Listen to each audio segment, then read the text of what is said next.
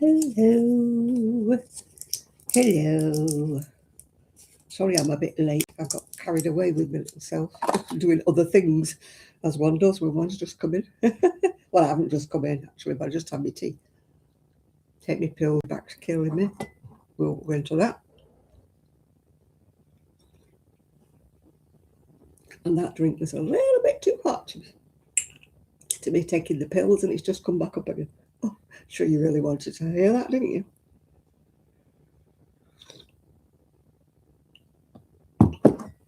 Oh, well, how are we all doing today? I need some hand cream. Oh, I put one of them in my handbag, didn't I? I've got another one there. All is not lost. All is not lost. Can't do anything without my hand cream. I don't know whether you're the same. I don't really have rough hands, but if I have a little snag of anything, it catches you. If your hands are a little bit rough. So luckily I've got another little pot of hand cream. And nobody's joining me today. What's up with you all? At least say hello. Come on. What's wrong with you all? I shall go and sulk. I shall go and sulk if nobody says hello. Oh, dearie me. Right, I'll just sit here and sing then and bore you all to death. Seeing as you're not going to talk to me, right, below you all then. Not even Nathan has said hello to me today. Nobody's saying hello to me. Not a soul, not a sausage. Come on, somebody say something. Hello, Linda. Yeah, nobody's talking to me, Linda. I'm getting quite worried here. I've got my yarn bowl. Val gifted me this yarn bowl. I can't crochet that stiff. I donated her the wool and she made me a yarn bowl. I've got my red sparkle in it, so that's what I'm doing today. Oh, Linda's gone. She said hello and then she's buzzed off. Where have you gone, Linda? Hiya, Chris. Where was you last week? Did you come on last week? I can't remember. I didn't think you had. I thought you was a missing link last week. Right, let me see what I'm doing now. I've increased on that row. So that's 1, 2, next row. Oh, Linda's retracted her message. Was it that bad, Linda? I thought you just said hello. Hi, Jillian. Your tablet's playing up, yeah. Oh, you're still at bingo. You're not winning. You never do, Linda. I hate to tell you this, but you rarely do. She's like me with the lottery. Luck is never on our side, is it, Linda? Well, I went out, you see. I've been out today. I've been to the Northwest Winter Bull Festival in Blackpool. So we had to jazz up a little bit. You know, you don't usually see me going out stuff, do you? I'll show you me going out stuff. I kept treading on the end of my frock, but that's by the by.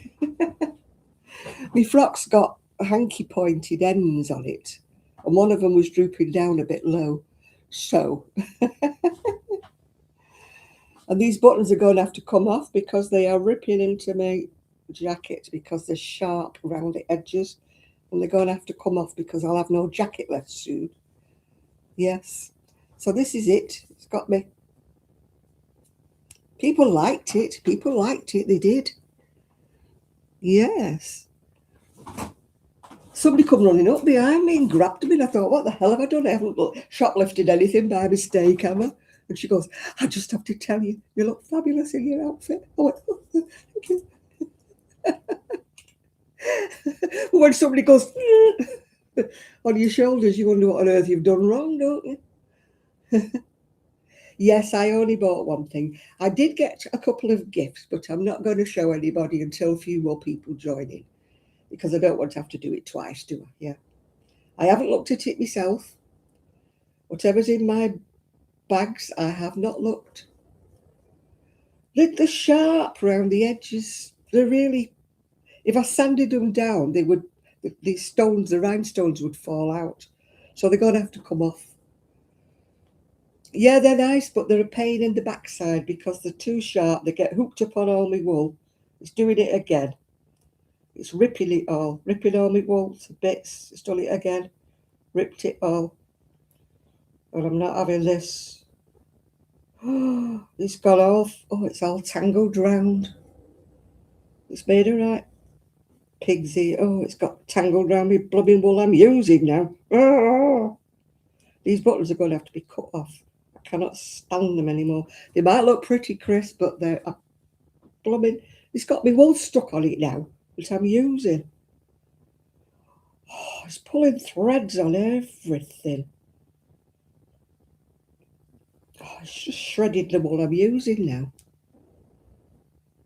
Oh, Lord, see what I mean? It's just... Hi, from Maryland, US. See what I mean? It's pulling all threads. The jacket's going to be in shreds if I don't take these buttons off. Okay. Oh, it's hooked on. Hi, Angela. They are sharp. Can you see? They are sharp. All around the edges, they're sharp. And they're just getting hooked up on me wool everywhere. They look pretty, but they are a pain in the backside. So they are going to have to come off. Otherwise, I'll have no jacket left.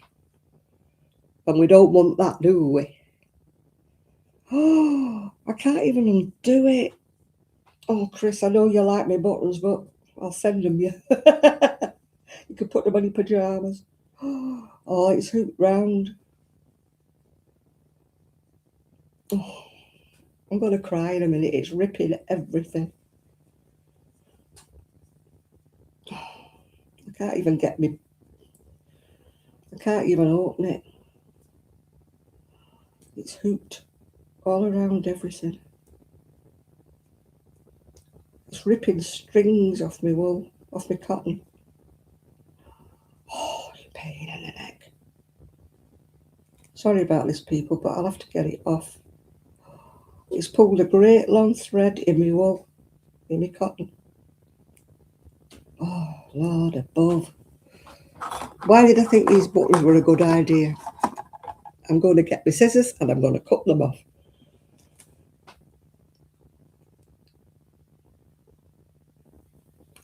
It's like a ring, you know, it's got facets. Right, where's my scissors? They're coming off. I'm sorry, Chris, I know you like them, but I can't sacrifice my coat anymore.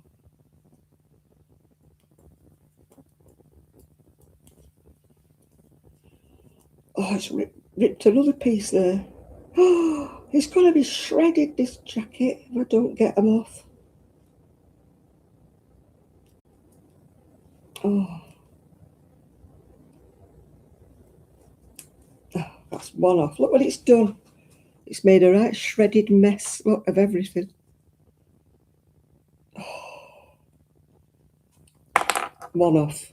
Look at that. Look at that mess it's made. Hi, Angela. Hi, whoever. Julian. Hi, whoever I've missed. I'm too busy trying to cut these buttons off. Hiya, Val. I'm cutting my buttons off to get them fast and ripping my jacket to shreds. Oh. After all the work I put in this jacket, I do not want shredded bits. But it's right in the middle of my jacket, so I can't mend it. Oh, it's getting hooked up again. Oh! They might look nice, but they're driving me bonkers. They just want throwing in the bin, Chris. They'd be all right in fabric, you know. Oh, God, it's getting knotted up again and I can't get them off now. They'd be all right on fabric where they haven't got loose threads. Hi, Yasin. You'd have to ignore me a minute. I'm trying to get these buttons off my jacket. They're ripping my jacket to shreds here. Oh, look, everywhere. Look, there's all pieces hanging off my jacket. Oh. Look at that, look at this, look. Pieces hanging. Oh, I'll have no jacket left.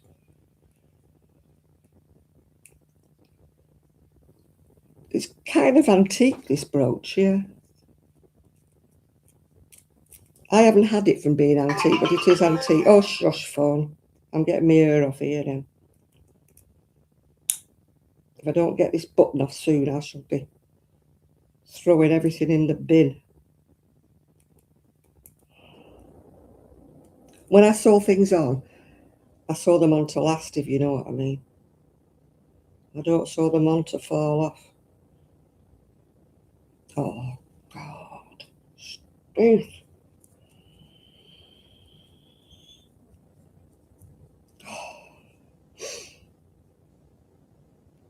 I'm frightened of snipping my jacket. The thread I stitched them on with is identical to me jacket colour, so I'm scared I'm snipping my actual Hi Ruth. I haven't opened anything parcels yet. I'm trying to cut these buttons off because they're wrecking me. They're wrecking my jacket. They're ripping it all to shreds so I can't get the blooming button off. I nearly swore then. I nearly sweared. Nearly got banned off YouTube for swearing. Oh, I've got one off, but oh Lord. Oh, I'm getting mad now.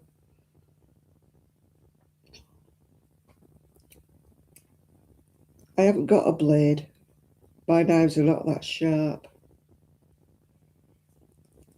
I need a stitch unripper. I'm not going in the other room to get one because I don't know where it is. It's somewhere around in the other room, but I could be gone for a while if I look. Hang on a minute, people. Oh, I'm not usually this disorganised, am I? But I can't cope with this. Why did you sew it on so well, Janet? Why did you do this? Because my mother always used to say, if you sew your buttons on well, they won't fall off. So I did. Sewed it on too well. Oh, I'm getting my temper up now. I'm scared of snipping in case I snip my fabric.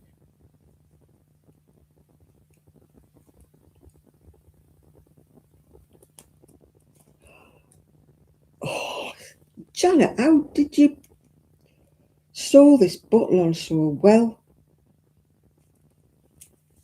I tell you, you should employ me sewing buttons on. You know when you buy things from stores and the minute you try them on, the button falls off? Well, they should employ me because my buttons don't fall off. My buttons hang on for grim death. Oh, Lord. I think we're on the last bit. We're on the last bit. Have you seen what it's done? Can you see it, what it's done to me? Jacket. Look, look, it's ripped it off.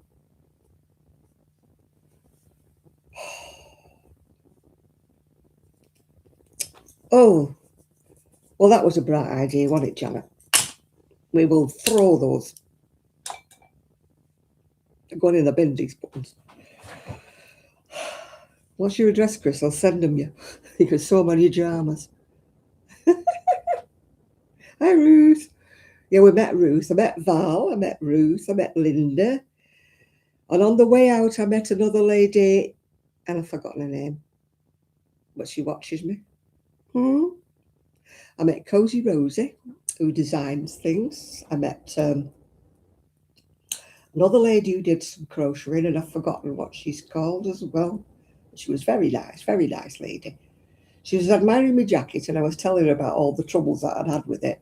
And she said, oh, when anybody contacts me, you know, with a design fault or something wrong with the pattern, she says, I bend over like backwards to get it all put right. I said, well, this lady couldn't have cared less. All she kept telling me was, I bought the jacket pattern in 2022 and why hadn't I crocheted it before? Cheeky. Yeah, whatever. I did buy one thing. I'll show you one thing. I've seen it before when I went to the, after I throw, they might think the diamonds, Chris. It's called Wool Mouse. And I saw them last year, and it's a baby jacket. It's not wool, thank goodness, because most babies can't wear wool anyway. I'm sorry, people, if you like wool for babies, but a new mother does not have time to stand by the sink hand washing little woolies for babies. She wants to shove the sicky little thing in the washing machine. That's the colours of this. It's Colour Rush double knit, and I think it's Signet. They charge me £4.30 for this, that, and the pattern. So, I mean, I don't know how much this costs. If anybody has time to look it up. But anyway, I wanted the baby jacket pattern. Yes, it's knitted, I know. But I wanted the baby jacket pattern. It goes from 0 to 3 years. It takes 1 ball for the little one, and it takes 2 balls if you go up to 3 years. But I just like it. They had them in all different colours. I don't know why I chose this dark one, but I did. I like it. I can do 6 to 12 months. Well, I think it's 6 to 12 months I can do with 1 ball. When I get to size 3, which is 12 to 18 months, I need 2 balls, yeah. And size 4, obviously, I need 2 balls because that's a 2 to 3 years old. But it's just side to side garter stitch. So I actually just wanted the pattern, really. Yeah, they had some nice. They had a nice scarf on this stall, done all in little squares. It was one of our ladies that we know from Knit Club. She did buy the pattern or the kit. They don't sell the patterns. They're cute. I mean, I was a bit naughty. I loved a little jacket from. Hi, Lizzie. I loved a little jacket from Cosy Rosie, but the pattern was £8. £8. I'm not being funny, but. So I just took a photograph of the stitch. I'm cheeky like that. Well, you know me, I do my own thing anyway.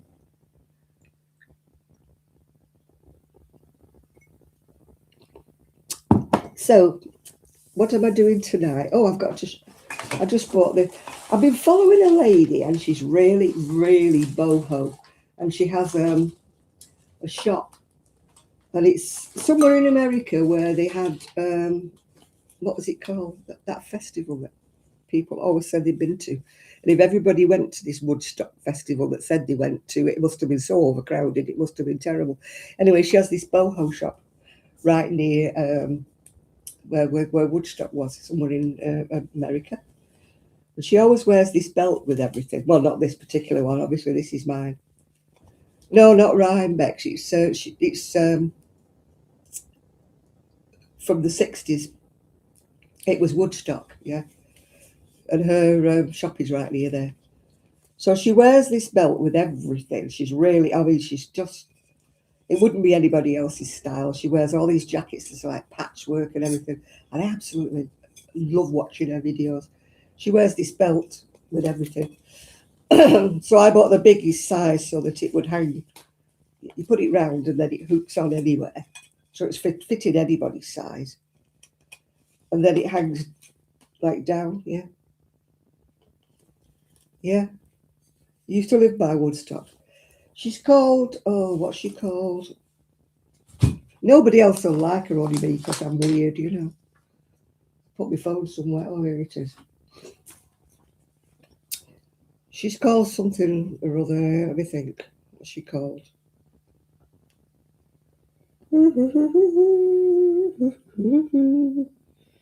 As I say, you know I'm weird with my clothes, don't I? What's she called? Funky hippie chick something or other. Yeah, funky hippie chick. She's got a big shop. I tell you, I would have mortgaged my house if I lived in America and bought her stock. I just love everything. I showed it to my friend and she went, ooh, don't like that. She's a bit grungy, isn't she? And I went, oh, right, okay. I just happen to like it. And she has jackets that are reversible, you know, really bold, bright colours. Oh, just me, all over, just me. Instead of which, I just have this. I love this dress though. I love this dress. It's got all hanky points on it in layers. But in actual fact, the bottom layer is a little bit long and I kept treading on it when I was going around. So I'm going to have to put a tuck in it. It's got great long, embroidered long. But this bottom layer, I kept treading on it too. But it's fastened on a skirt. It's fastened on a skirt. Oh, you can't see it, can you? It's gone all blurry. It's fastened on a layered skirt, so I can actually do a... Oh, I'm getting stuck on my ring. I can actually do a tuck, run a tuck round it. So I love it. Well, this is me, isn't it? I love anything that's weird. Weird and wonderful. Yeah. As I say, I got grabbed by a few people. Oh, it's lovely, that jacket and your dress is just gorgeous. And you're very coordinated. I said, yeah, I know. even my earrings. When I go to town, I go to town. I just like getting dressed up. I just really do. I think it comes from being a kid and not having much. Well, there's the boy there having a go now. That's the one, funky hippie chick. You would probably think she's way off the wall. She's a little bit. I just love her clothes though.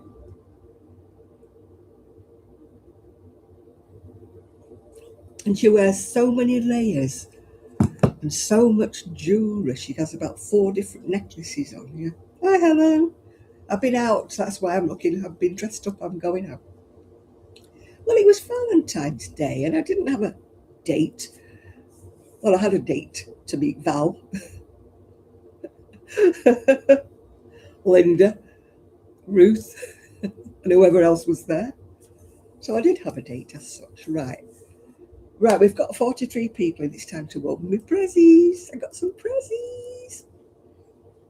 Right, we'll open Linda's. Linda's came from Scotland in a great big bag. And even though it was open, I didn't look. I did not look. I was good. I didn't look. What have we got? Oh, we have got a glass tankard. Oh, it looks like it's a double one. Can you see? Looks like it's double. Be all right for me, Coco. Yeah, galantines. Yeah, when you're single, it's a galantine. I don't care. I don't mind being single. I'm quite happy being single. What else have I got in here? Ooh, a Highland Coo, or 2 Highland Coos. It's a tray, a Highland Coos. I haven't got a tray. That's good. So one thing I have not got in this house is a tray. Oh, what's coming out? Oh, what's coming out? Oh, it's the hanger-uppers. Can you see them? I've got the crinkles. If I take this out, I might lose these. I don't know how you get in it. Oh, yeah, there. I don't want to lose me. I don't want to lose my little nails.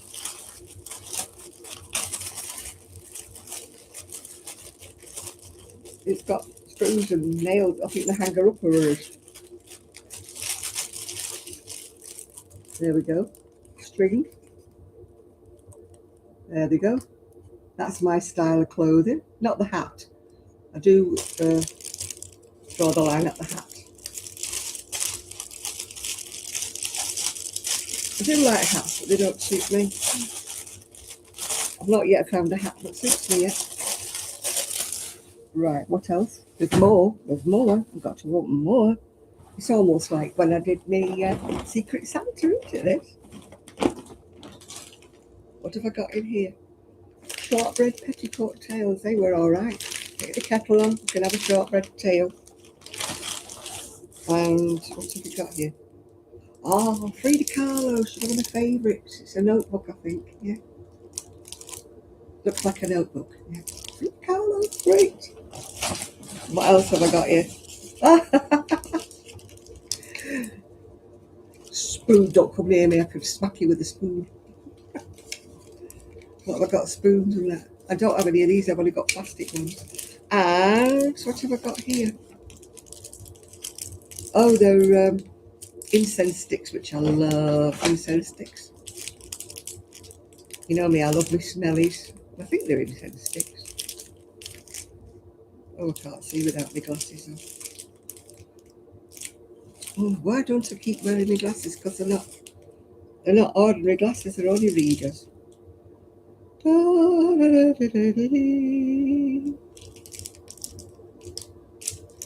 It's all in foreign.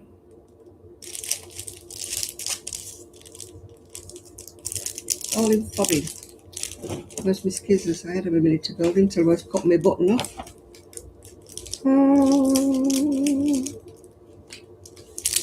They're in a test tube. Got a test tube with a cork. Throw that over there.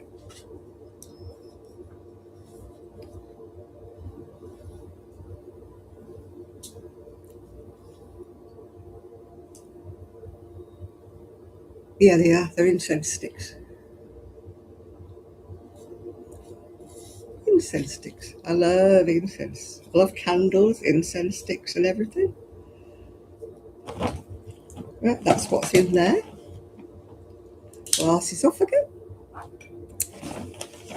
Got a nice bag. I can pretend I've been to Scotland. Hi, Sina. You're having a reprieve. Oh, don't talk about the weather. Somebody decided that we'd had rain every single day. Not just here. Talking about everywhere. Every single day since Christmas we've had some rain. So officially it's been a washout this year so far. So this is from Ruth. Thank you, Ruth. I want to open this one. It says, Happy Valentine's.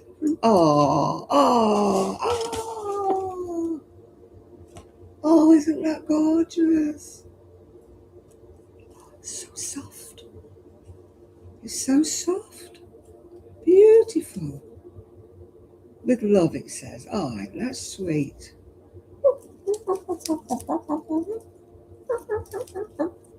We have to think of a name for him, her. It could be him, it could be a her, couldn't it? Do you think it looks like a him or a her? What do you think, people?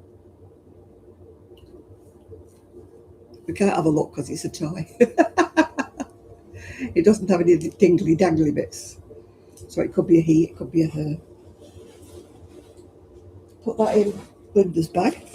Going a bit further. Oh! Something else. Oh, she said excuse the Christmas paper. She said she didn't have any other paper. It doesn't matter. It looks like a hymn, doesn't it? Oh, it's exciting. Look at that. Oh, it's exciting. Look at that. It's the fabric. Are they fabric covered? Yeah, they're fabric coloured beads. She knows me. I love anything ethnicity. I could put them on if I let them dangle down. Because I know I've got these on, haven't I?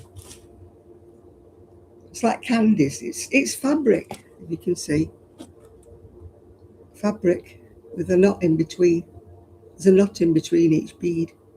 Yeah, very clever. Ooh, I'm spoilt. It's like Christmas all over again. Oh, I've got a little card. A little card.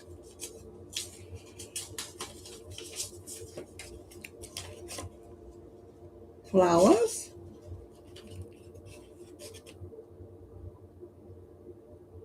Oh, she made the beads. Yeah. And a doggy to look after. Oh, yeah. He doesn't need feeding or walking, because she must have heard me say I'd love a dog and I can't walk it. Yeah. Oh, thank you very much, Ruth. Yeah. She made the beads. That's clever. Hello, Pearls on Plot Twists. Hello there. And what else have I got in here? Ooh, Belgian M&S. Oh, you know, I'm a sucker for M&S. Belgian Bickies. And the pièce de résistance at the bottom. Wait when you see this. Wait when you see this. You're going to be so jealous when you see this. So jealous. 2 of these. Full First World Double Knitted by Emu. Hey, Dotty Dolly. They're gorgeous. Oh, I like that. Have any Grammys on them. Emu. Where's the... Oh, yeah. 150 grams. So that's 300 grams, isn't it? You could make something with another colour. You could do a hexic or whatever with another colour, couldn't you? Oh. Approximately. Oh, it's got 450 metres on, so that's quite a lot, isn't it? So I've got 900 metres. It's a lot, that, isn't it? 4 millimetres. An emu. I used to stock emu many, many moons ago. Emu. I've got 2 of them. Woo! Yeah, I've got Happy Mail here. Hi, Nathan. You'll have to go back and have a look at what I've got. I've been opening my parcels. Thank you very much, Ruth, if you're still on here. That's gorgeous. Oh. And thank you, Linda, if you're still on, if you're not watching the bingo. Playing the bingo. The wool shawl. To be quite truthful, I think I was a little bit disappointed. I think I've been going to wool shows for so long, I think I've got a bit spoilt. When you've been to fantastic ones and then you come down to the local ones that aren't as big, and yeah, I won't want to be rude about it, because you know there was a lot of nice people there and they'd all worked very hard, and they, you know, doing the dyeing the yarn and coming along and doing the stalls and that. So I don't want to be rude about it, but it didn't really float my boat, no. And it sounds as though I'm being really awful. Yeah, it was quite warm in there actually. You know, I only had this on, and you know me with short sleeves. Val got a bit cold. We had to go in the conservatory type cafe place and have we had a coffee, and I ate me butty. And then we read the label afterwards, and it said, I was there drinking my water and having my butty. And then we read the label, and it said, only food and drink to be consumed that are bought on the premises. And we were there snacking away on our crisps. I had crisps and a sandwich. I didn't eat my sandwich that much. You know me and bread. I don't get on too well with bread. So I ate the crisps. But I think we all had something to eat that we'd all brought with us, yeah. Never mind, eh? I'm sure they survived, didn't they? We were down the bottom end where they couldn't see us anyway. We weren't near the cafe.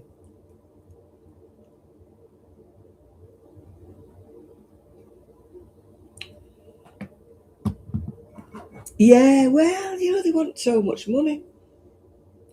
I mean, we did see on the menu that they had a toasted tea cake for £2, so that wasn't too bad. But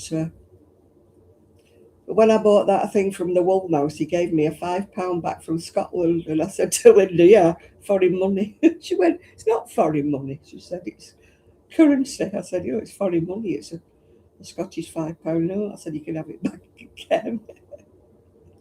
So I gave it to Linda. I didn't want it. I don't want people looking at me funny when I go in a shop. I know it's currency, but when I looked at it, I thought, what are you giving me that for? Yeah, for any viewers, the only thing I bought was this. And I only bought this because it was in a kit. Because I wanted... No, Amora, I didn't see her. I don't think she was there.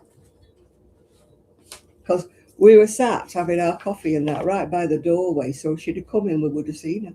But she said that yesterday she wasn't well. She may go tomorrow, when I'm going tomorrow.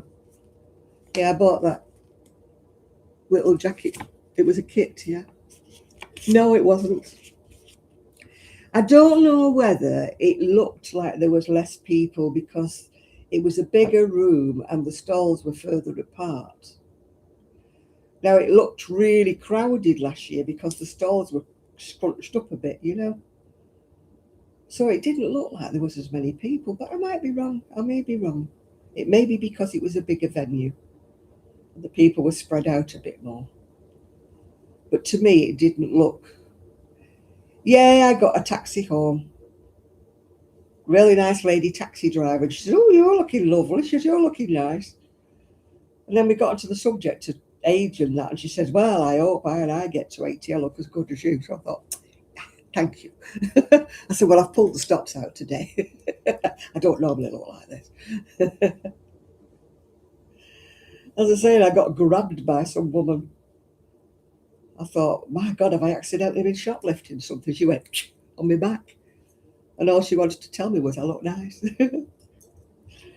I'll take it. I don't often get many compliments, so I'll take them where I can. Yeah.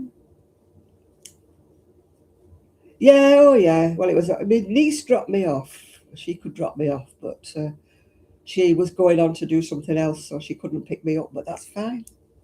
That's absolutely fine. And the taxi driver lady, she was lovely. When I got there, she said, "Is it cash or a card?" I said, "It's cash." She said, "Oh, just give us a tenner then." It's normally about 12 or 13 pounds, yeah. She'll just give me £10. Win-win. So altogether, uh, what did I? I spent £14.50. Not bad for going to a wool show, is it? Yeah, she was lovely. We're having a good chat on the way home. Yeah. I usually get Cleveland's taxis because I find they're really nice people. I don't know why. I definitely don't get an Uber. I'm not taking bread out of the mouths of the Cleveland's taxi drivers because they're all so nice, you know.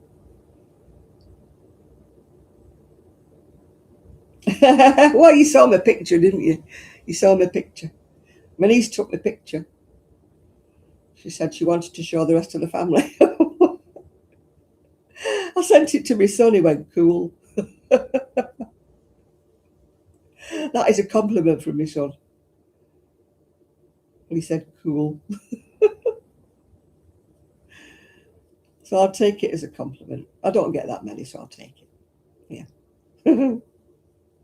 My other diabetes nurse told me I was coordinated the other day. I was dressed head to foot in purple, so it's not hard, is it? Even me. She said, "Even your tights are purple." I went, "Yeah." I said, "When I get dressed," I said, "I have to." To me, it's part of going out. That's part of my enjoyment. Not everybody is the same. I can understand it if you're not. And everybody has their own opinions and everybody has the right to dress how they wish. It's just for me, half of my excitement, if I'm not going anywhere, the excitement of the day is opening the wardrobe doors, looking at my cardigans, looking at what the clothes are in the wardrobe, and putting things together. And that's my day, if you know what I mean. It's just me, yeah. Well, I've got the heating on. No doubt I'll cry when I get the bill. Yeah. This bungalow is actually a lot warmer than the old one I was in before. It's not as warm as my old house, but it's warmer than the bungalow was before. So I put the heating on, but I was out most of the day, so we don't count that, do we? You know, I was missing most of the day, so the heating wasn't on then. So we'll try, we'll see. I was talking to Linda, and I said I looked on my, my revenue. I've done 2 3-hour lives. I've done 3 videos that lasted an hour. So that's like 3, 6, 7, 8, say 9 hours. How much do you think I've earned? £4.90. It's a good job. I don't do it for the money. I don't know how these people earn so much a month. Oh dear, it's a laugh, isn't it? You've got to laugh, otherwise you'd cry, wouldn't you? Yeah, 50p an hour, that's what I get for doing these. I hope you all appreciate me, because you're paying me 50p. Oh dear. One of these days, I keep saying I want to be an overnight sensation before I die. Better hurry up, aren't it? Better hurry up. Oh dear. Yeah, I was talking to Cosy Rosie. She went to Atlanta. She said it was 5 years ago, but I can't believe it was that long ago. She did a catwalk show in Atlanta. She got invited to go amongst all these really. I know, fancy that, 20 quid. I used to pay £100 and odd for my car tax when I had a car, and we're talking about 15 years since I've had a car. And it used to be 100 and something pounds, and she's complaining about 20 quid. Get real, girl.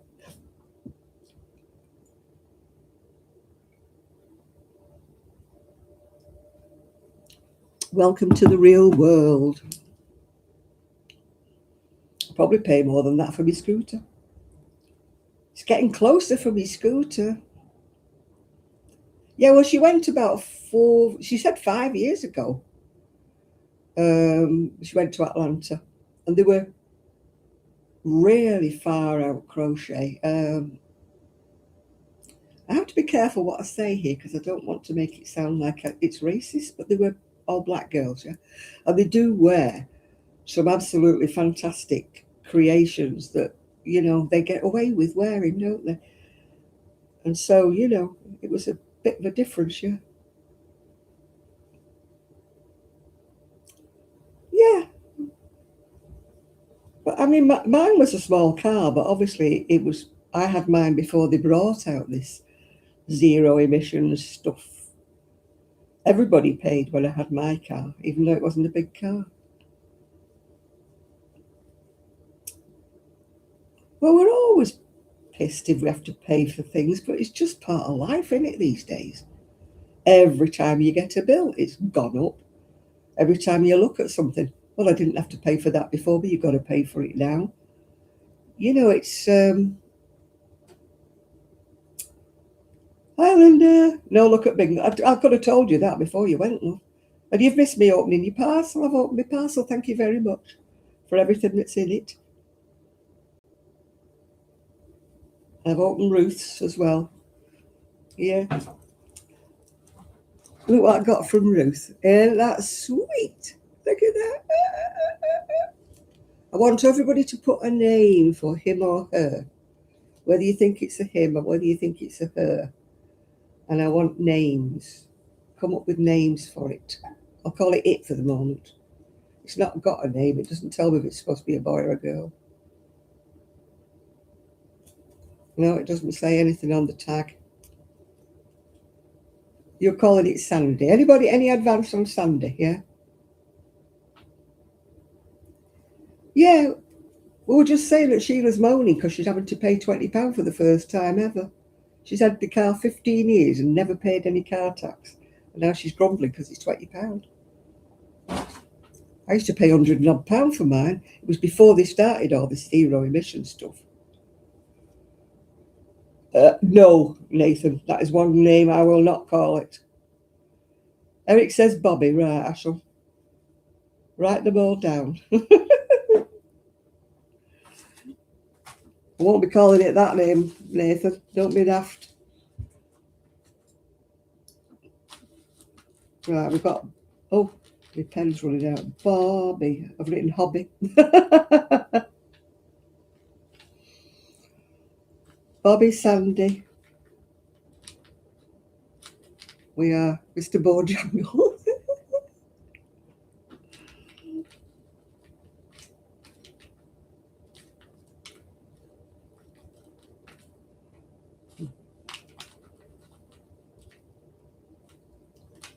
Right, I've had all those days. Maybe I'll call it Eric. Yeah, well, that's one name that's not going in the hat. I think you're just being facetious here with me, Nathan, putting that name in. You know how I feel about that. Da, da, da, da, da, da, da, da.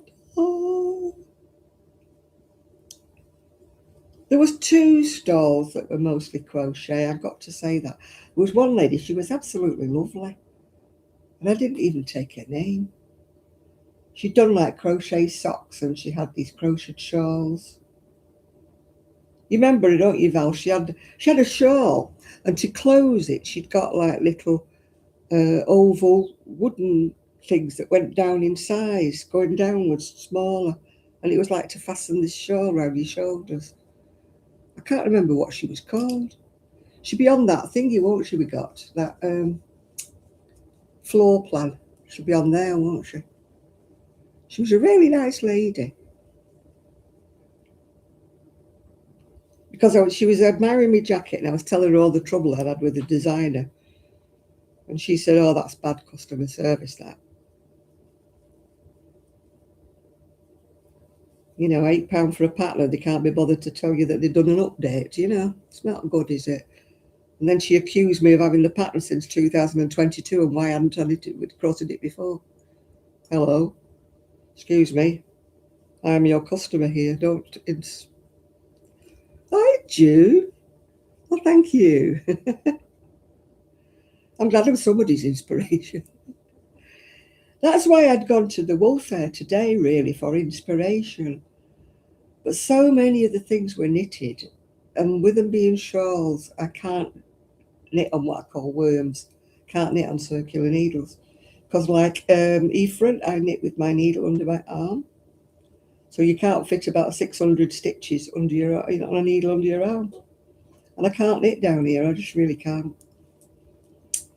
So there was a few crochet shawls. Yeah. And for a moment, I thought Sheila was there because there was a stall and there was a whole row of like neck things, you know, little, not shawls, but just little neck things. And they were all in cream. And I went, she'll be able to be home. She'll be at home here.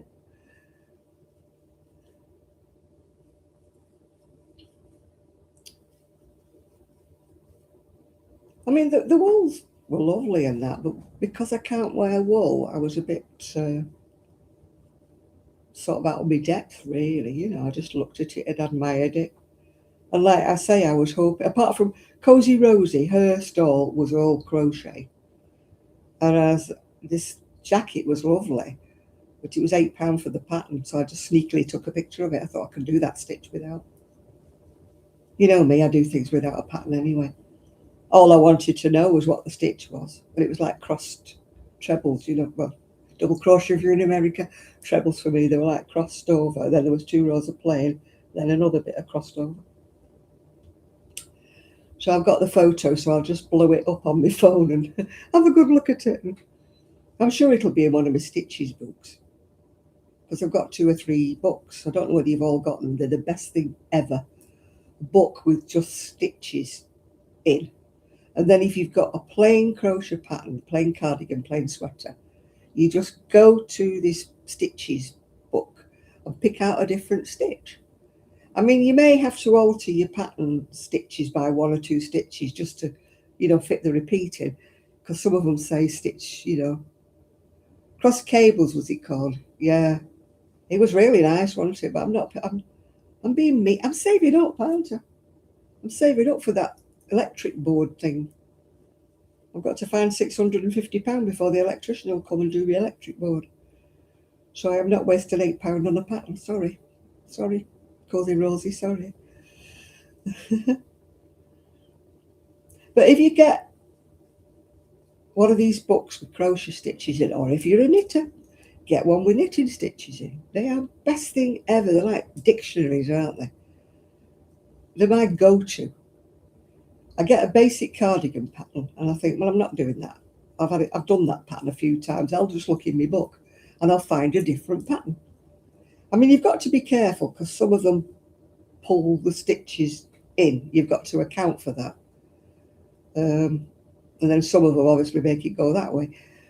But you can juggle about, you know when you've started it and you measure it, you know whether it's going to be too big for you, too small for you.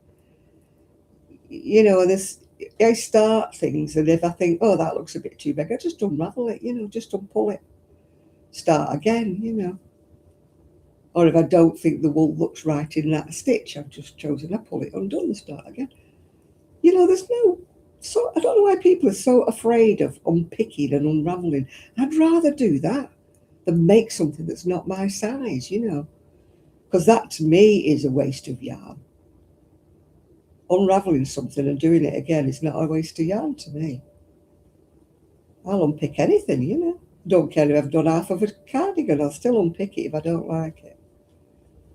I'm not going to carry on going and then not wear it, A bit like me in that pink knitted jumper, isn't it? It's still hanging up there. I haven't even tried it on. Me and pink. Me and pink.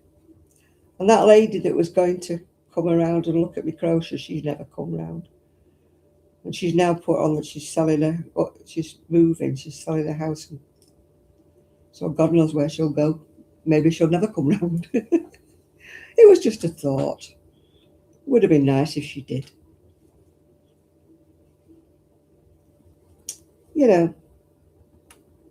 Somebody said to me, why don't you do a video in your garage? I said, every time I do that, people are not interested in me crocheting. All they say is, you see that ball of wool that's there on the left-hand side? It's, how much is that? Are you selling that? I'm like, no, I'm not selling me wool. You're looking at me crocheting. You're not buying me ice yarn. Every time that happens, yeah. Oh, me and baby, oh. Mind you, I did make 2 baby blankets. Well, they were toddler blankets for my niece and my niece's children. And apparently, whenever they're not feeling well, they drag them out and sit on the sofa with them. So, they're 14 and 12 now. I made the girl one with the unicorn motif on the side of it. And the boy, he was into Harry Potter at the time. So I got him, I did it in the colours of what house I can't remember what house he was. It was a maroon colour anyway.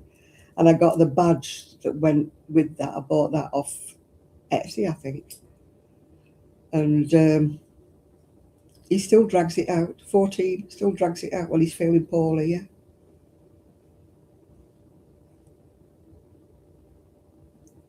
Oh, God, Lydia. I can't do blankets. I get so bored. Especially if you go in the same pattern, trundling away along a row. Some people like that. And as I say, I don't knock anybody that wants to make whatever they want to make. Some people think I'm crazy because I just make clothes, but whatever floats your boat, I would never want to say you can't do this or you shouldn't make that or crochet the way I crochet, use whatever I use. I've got a friend who's absolutely horrified because I use sparkly wool. She's a goth and she dresses in black. And she goes, when I'm making anything sparkly. Yeah. Yeah, I stopped taking orders because I kept getting people wanting a bedspread for a king-size bed and how much would it charge me to make one of them? And I'm like, no, a cot blanket is about as big as I ever go. Definitely not. And for a fact, if you quoted them a price, they wouldn't want to pay. It's just... my friend, she does well at craft shows. I don't. I got asked if I'd do one and I said no. But she gets a lot of bits and pieces donated to her, you see. So she can make little bits and pieces like I wouldn't be bothered making. But, she can sell them for next to nothing because she's not bought the yarn, Whereas when I crochet a cardigan or something, I've had to pay for all the yarn. So you've got to get your yarn plus a little bit extra, don't you, to cover your costs. And people just don't want to buy it, yeah. Well, this friend I was talking about, she's had an order for a baby blanket. Brown. Baby blanket? Brown? Anyway, she's picked like a mink colour with cream. She said, I'm not doing it brown.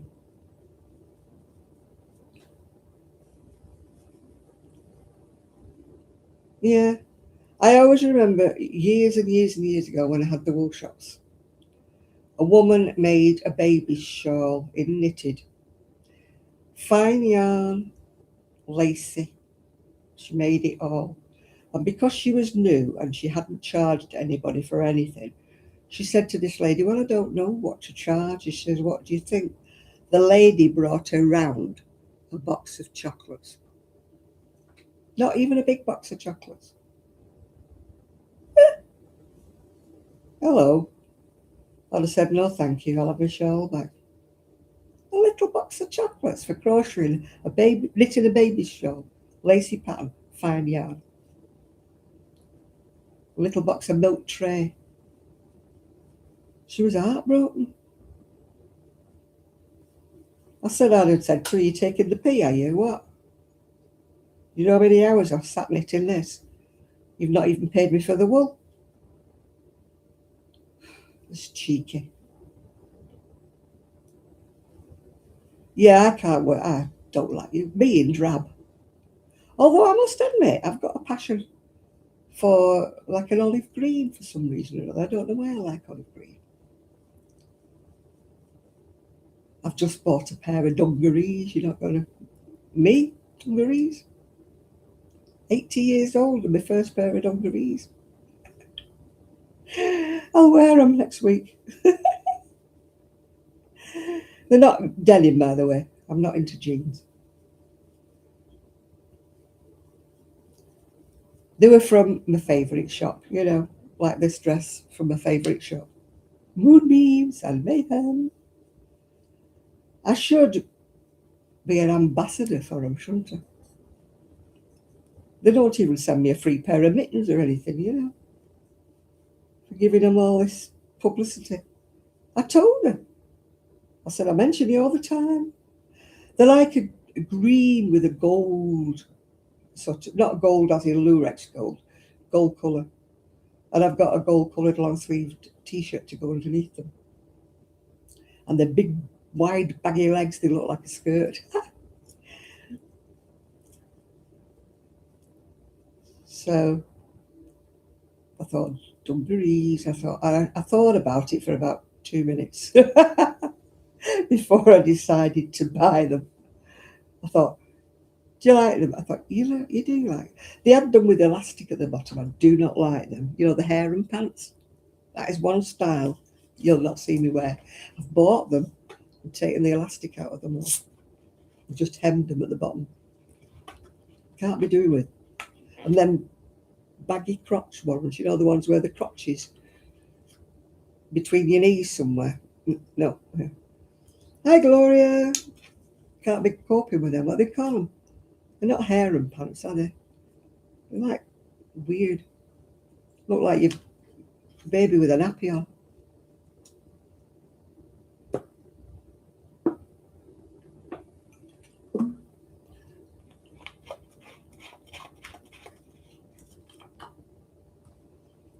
There was a lady came to me and she said, oh, he crocheted. She said, I'm trying to crochet.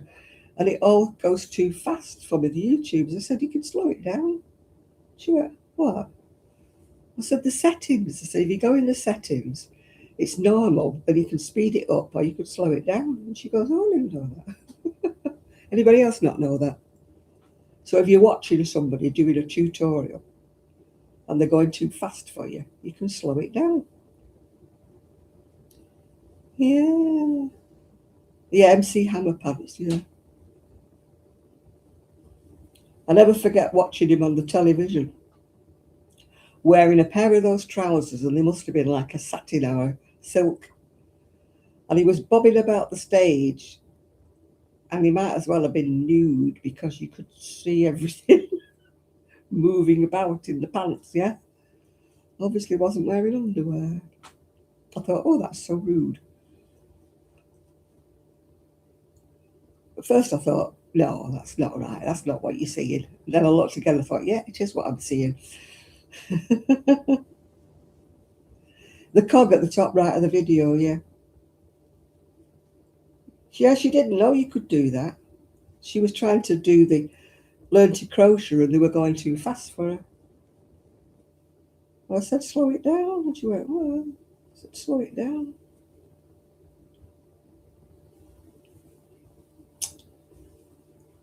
You see, I learned to crochet before there was even a YouTube. Or when I learned to crochet, there wasn't even a computer. Well, there might have been those great big ones that, what's he called, Turing invented. You know, the computer that were the size of a house. There might have been them. But house computers, there were no such thing when I was learning to crochet. All I had was a book with a drawing in it. I tell you, my crocheting flew quite a few times before I got the hang of it. I used to be, then I go fling it across the room, hook, wool, pitched it across the room. I mean, now it's so easy now. Hi, Shad. Oh, thank you. I've got a brooch on today as well. Look at that. Sparkles. It's an antique. It looks blue, actually, but it's actually maroon in the middle. Yeah. Yeah.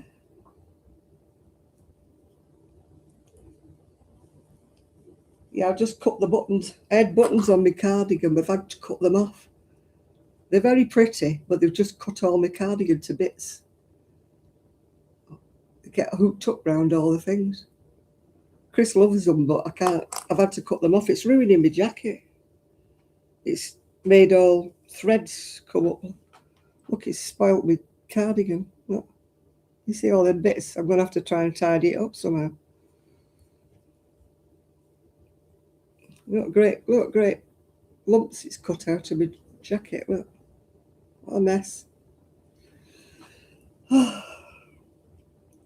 So it'll have to have plainer buttons on.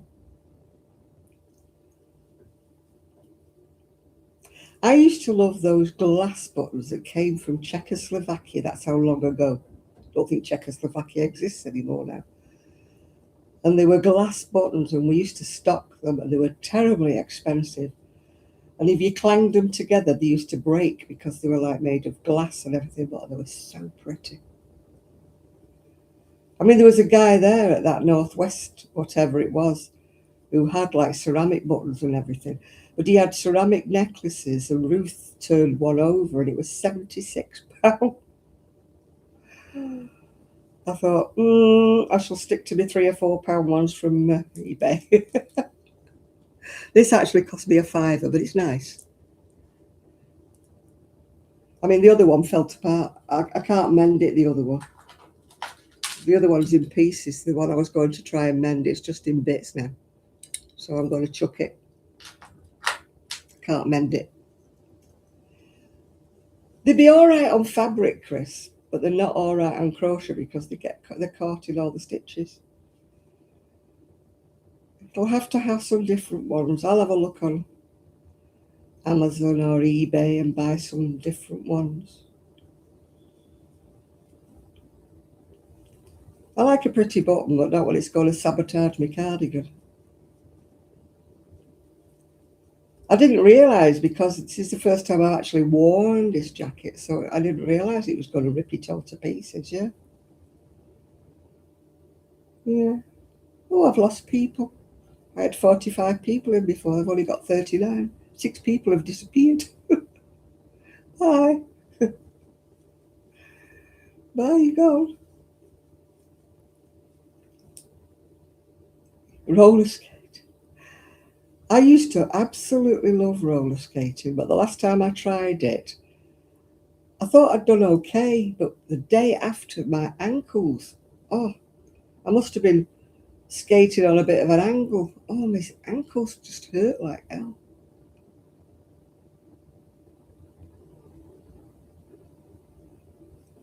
Yeah. Well, I sold my wedding ring I couldn't believe what I got for it. It was like, what? It was 22 karat gold. My son took it to the jewellers for me. And he said, how much do you think you got? So I told him a figure and he went, can I keep the rest then? And I went, what? He said, how much do you think you got? It was about 3 times what I thought I'd get for it. I was like, what? I said, don't tell your dad. I sold his wedding ring. Actually, Ian sold his dad's wedding ring ages ago. Because when he left me, he left his wedding ring behind. He never wore it anyway. So Ian sold it. That was a 22 karat gold as well. It was back in the day. I mean, now you'd have to sell your soul to get a 22 karat gold. Unless you were rich and you lived in Dubai.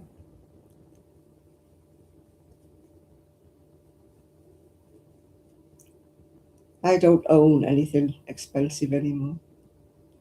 I just have junk jewellery. I don't hold any. Oh, I've got gold earrings, so that's all. I think they're only plated or 9 karat gold. And certainly not worth a fortune, yeah. Do you like my earrings, Shad? Look at them. Glitter, glitter, glitter. Where have they gone? Woo, yeah. They look black there, don't they? They're actually red. Yeah. Knit club I went on Wednesday, and I actually managed to get to the library on Monday for the first time for 5 weeks.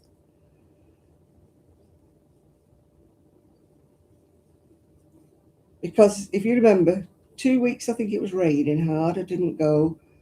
And then I had the incident with the boiler, so I had the plumber and the electrician in on the Monday, so I couldn't go. And then the week after that, I had to go for my diabetes appointment, so I couldn't go. So I actually managed to get there. Oh, it was funny. I got waiting for the tram. The tram took ages to come. And I got Walter Mitty standing next to me. Oh, dearie me. He'd played the drums for Mick Jagger. He'd played the piano for, was it either Paul McCartney or George Harrison? And the Queen had spoken to him, would you believe? She said to him, Philip, you're looking very tired. I think you need an early night. I thought, yeah. I'm thinking, hurry up, this tram. Where's this tram? I always get the nutter on the tram. He must have been in a little world of his own, fantasy land. Only knew David Bowie, yeah. Please hurry up and let the tram come. Hi, Jane. When did you creep in? I didn't see you.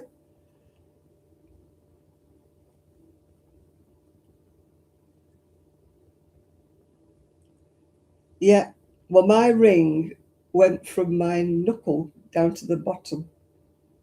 And it was thick. It wasn't a thin, flimsy thing. Yeah. So you can imagine what I got. It was 8 grams, Nathan.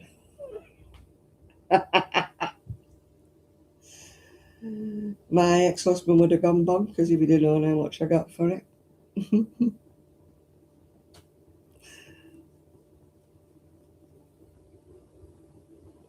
Yeah, it weighed 8 grams, the wedding ring. It was that big and heavy. They were the fashion, you see, back in the 60s. Big, heavy wedding rings that went up to your knuckle. Yeah.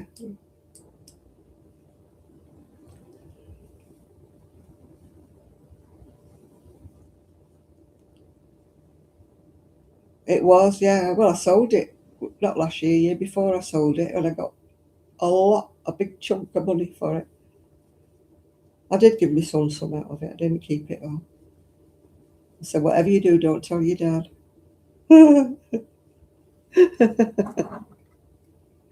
Yeah, the like button. I'm doing very well. I've got 24 likes, but I've got 40 people in the room.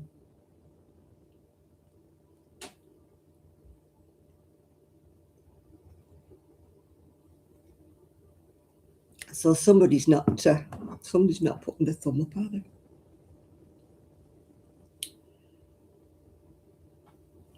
it's not just me that doesn't get the thumbs up. You know, you listen to other YouTubers and they're all saying, can we not have thumbs up? It does make a great big difference, you know. I think if you don't make a video, you don't realise how important it is. It's got nothing to do with money at all. It's all to do with raising your profile. If you've got lots of thumbs up and comments and things, YouTube twigs onto you, recommends you to other people for other people to watch. So if you're a person that doesn't get many thumbs up, YouTube just ignores you. So you never grow your channel. It's got nothing to do with money. People think, oh, it's money or something. You don't get any more money. I just mentioned before when I came on, I've done 2 3-hour lives. I've done 2 videos that took over an hour each. And I earned £4.90. Hey, big spenders. Honestly, I don't know where people get all this money from. People have earned so much a month and that. I earn so much every 3 months. And it's just about the minimum payment is £60. And it takes me about 3 months to get to that. So when you listen to these people who say, oh, I'd love to give up my job and crochet for a living and make YouTube videos, and I'm like, oh, I'd love to know how they do it. I really would. I just must be very unpopular, I've decided.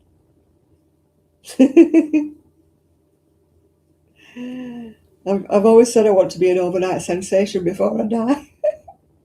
It's took me 15 years and I'm not one. Well, I've got adverts on mine, Jane, but you see, people, if they don't watch the adverts, that's another thing. If people skip over the adverts, that's the only thing that earns you pennies. But a lot of people pay and don't have any adverts. You know, they pay an extra bit for no advert videos, yeah. So that means like the person who's made the video doesn't get a penny. You know, so if you like somebody, I'm not just talking about me, if you like somebody and you want to help them watch their adverts, go and make a cup of tea, you know, just while the adverts are trundling away there. Turn the sound down, you know. You don't have to actually watch them, you just have to look as though you're watching them,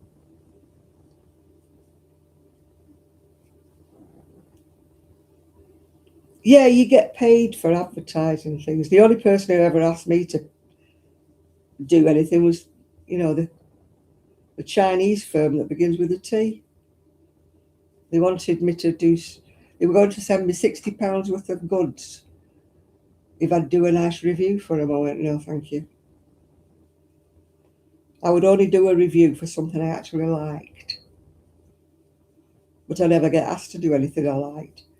You know, you see these people who get sponsored by Wild deodorant or sponsored by such a thing.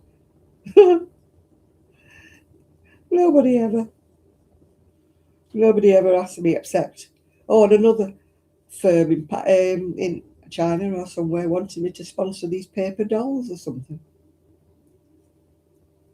Oh.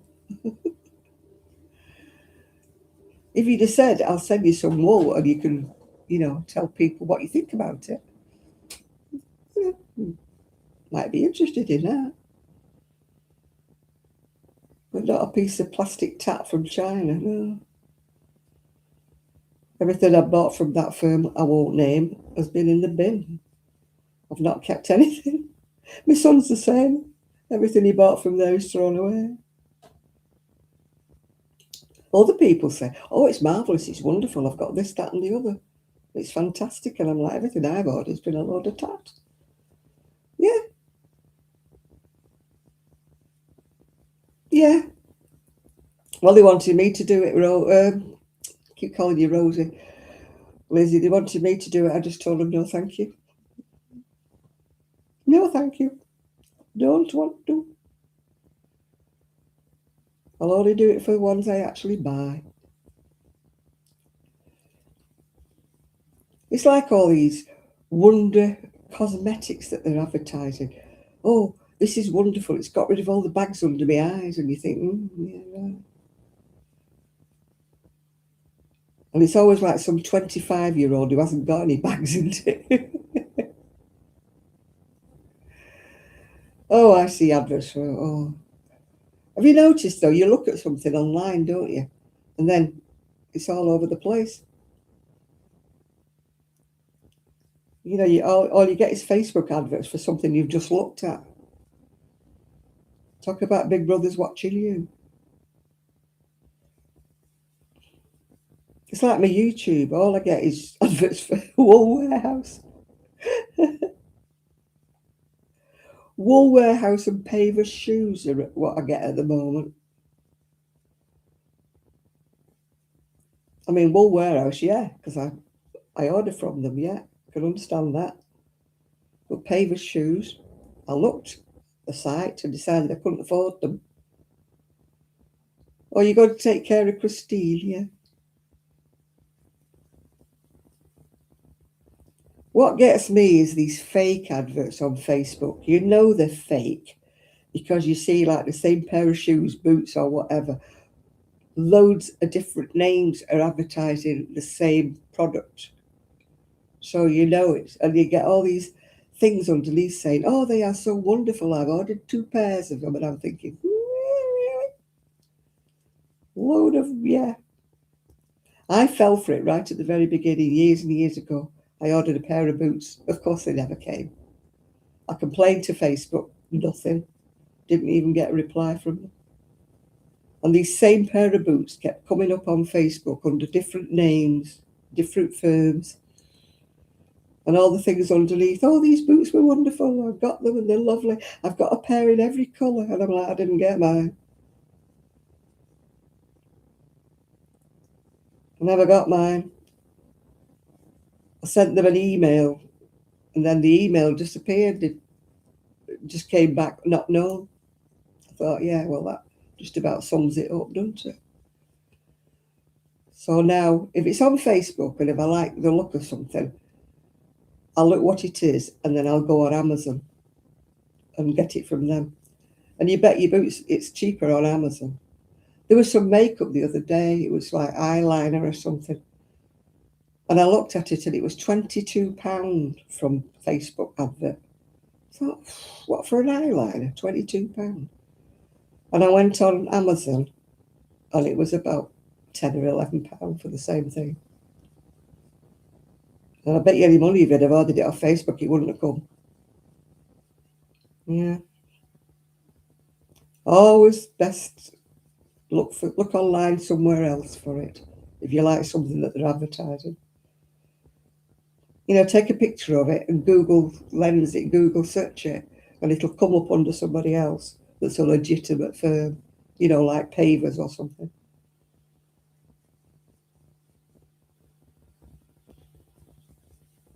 Yeah. I don't trust them anymore.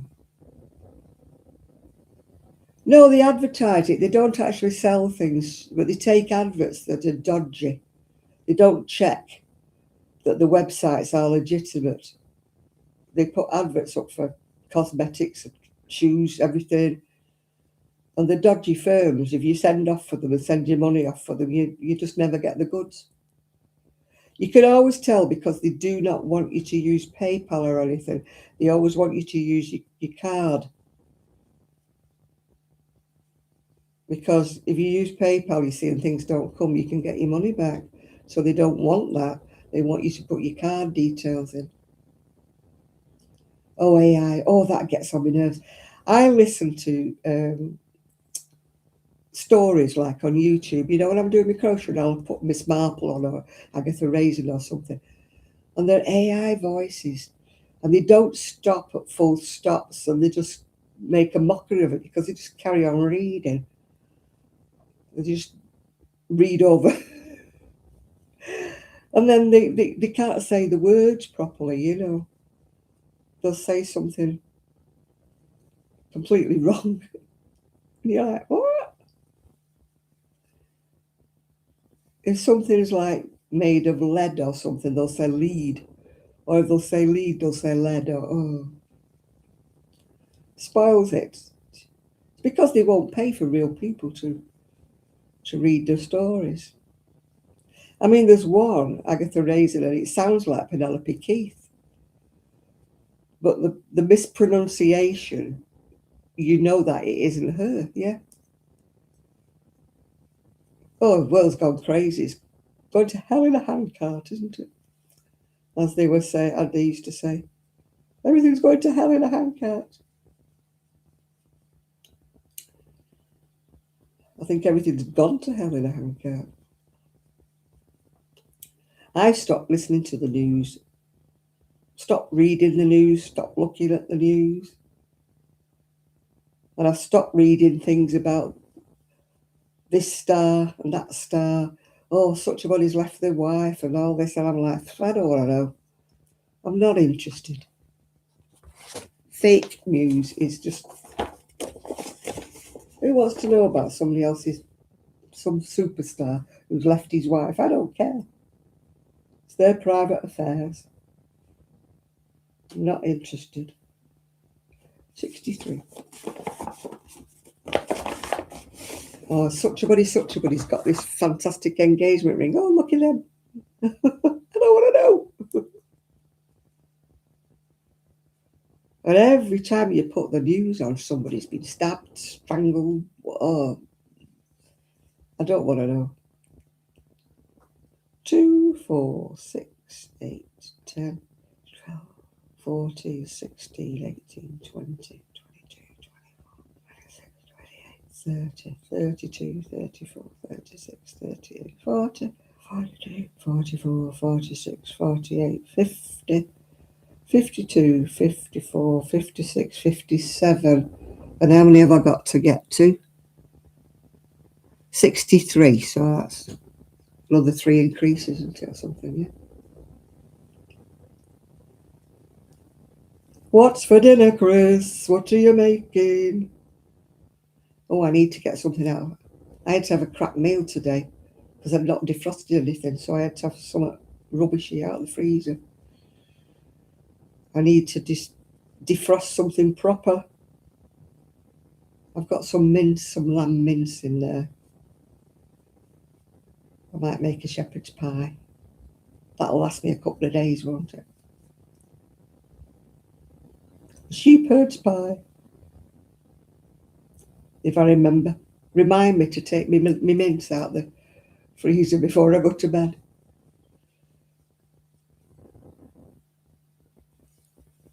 Then I can have my shepherd's pie. Oh, I bet it's gone to the bottom of the fridge and freezer. I found some ham at the bottom of the freezer. I thought, well, that's not mine because I don't eat it. So it's obviously come from when I lived in Fleetwood, so I threw it in the bin. I don't eat ham anyway. It's too salty for me. Gammon or something it was.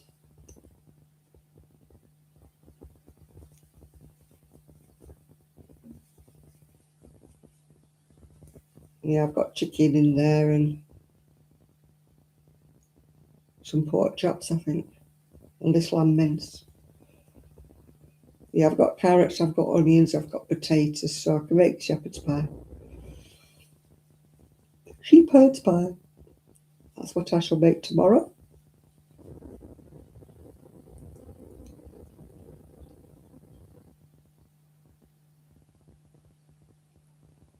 I keep forgetting to take my homemade soups out the freezer.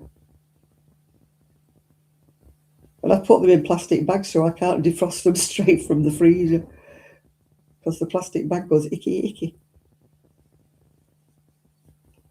I should get some proper containers, really, freezer containers, so I could put my leftovers in them properly. Mussels with garlic. I'm not keen. The only seafood I like is proper fish or shrimps, prawns, whatever you want to call them. I don't like mussels, cockles, whelks, stuff like that. crustaceans, do they call them? I only like prawns or that sort of stuff. Jewish people won't eat them because they're bottom feeders, aren't they? I don't mean bums, I mean feed along the bottom of the ocean.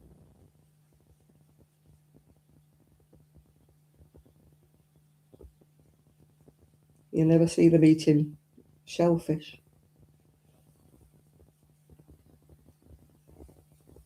My ex-husband used to like, was it cockles or whelks or something? Oh, thank you, Amanda. Happy Valentine's Day to you. My niece has gone out with her husband for a meal tonight because Valentine's Day. The old romantic. She's been married about how many years? 20? Must be still romancing in her life. Good for her. My ex-husband never remembered it. I used to buy him a card. I don't know what for, but he never remembered it. I could tell you every day that I loved you, or why don't you then?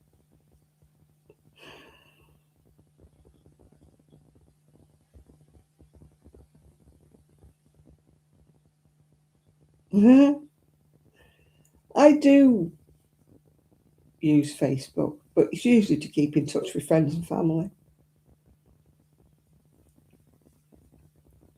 Or I like watching that guy, Ash's house, that gets all these dogs that nobody wants. He's got this great big farm, where he takes all these poor little dogs that have got issues and problems and that. I watch him. And there's another one called Rocky Kanaka. He goes and sits in the cages with dogs in rescue centres. I watch them. And of course I watch Moonbeams and Mayhem when they put adverts up. And I'm like, oh, that's where I got the dungarees from, Nathan. Because I saw them on Moonbeams and Mayhem. I'm like, ooh, I like them. I wish they'd stop putting adverts on Facebook and I wouldn't see them all. I'm waiting for summer then I can wear my dresses. I mean, this one's a summer dress, but it's got no sleeves. So I've worn it today, but normally I can't wear it. It's not warm enough. I mean, I've got my leggings on underneath, trying to keep warm. Yeah, what the little doggies, yeah.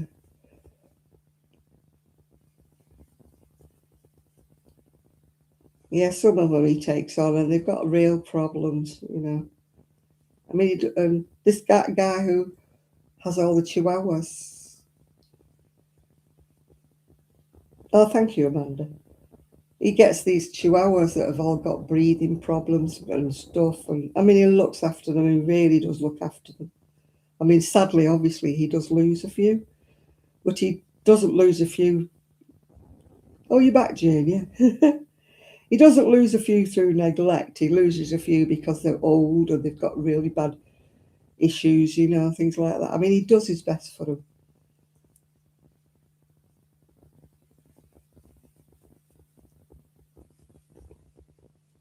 He gets a lot of abuse. I mean, I don't know why he gets a lot of abuse, but some people got nothing better to do, have they? And heap abuse on other people, and I don't know why. They must be sad individuals that get a kick out of being rude to people. I don't understand it. If you don't like something, don't watch it, yeah. That's my attitude. If I watch a video, I think, oh, this is a load of rubbish. I don't say anything. I just turn it off. Go and find something else to watch. You don't have to be abusive to people. I just don't understand it. I need a drink. I need a Coca-Cola. Oh, right. I've only got 3 names so far for my dog. I don't know whether it's a boy or a girl. I've just got given it. So far, we've only got 3 names. We've had, what have we had? Mr. Bojangles, Sandy and Bobby. That's the only names we've got so far. I don't know if it's a boy or a girl. So we want names for my doggy.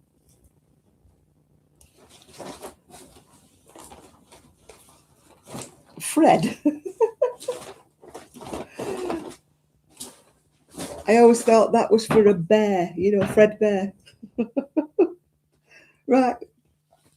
Fred. I'll put Fred down.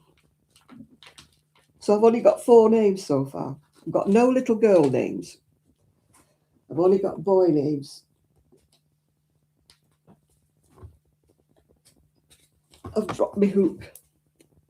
You setting Fred as well? Oh, no, I can't call it Rosie because I've got a real Rosie, haven't I? Oh, well, she's not here with me. But I can't call that one Rosie, otherwise my son would think I was gone weird.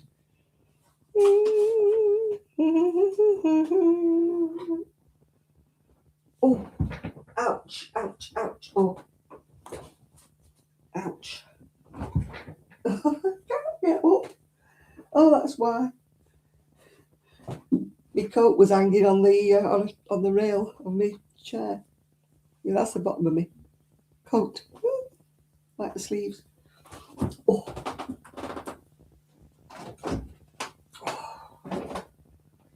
I've got a Pepsi. I'm hungry. I didn't have much tea. I've got sprouts. I've got broccoli. I've got some plums as well. Plums. Oh, Daisy. Calmic. Why Calmic? What's that for?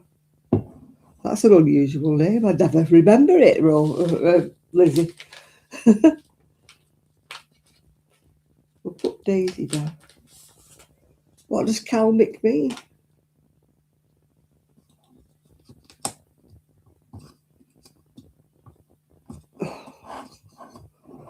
Why do you never open these the right way? You know, they always fall off when I'm doing them.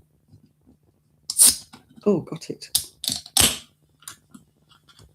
Where's my glass? There it is. I can't drink out of a can unless I have to.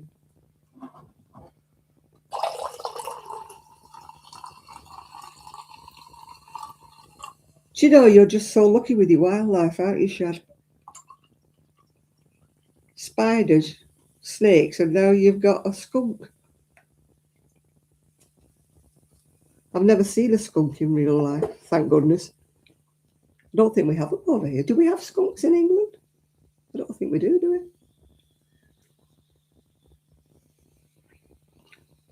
I didn't think they were a native of ours.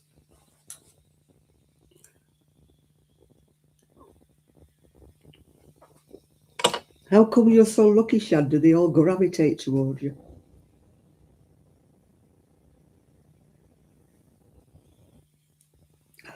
Mate, it's like Australia, isn't it? Why they build their houses up on stilts because they've got all these spiders, haven't they?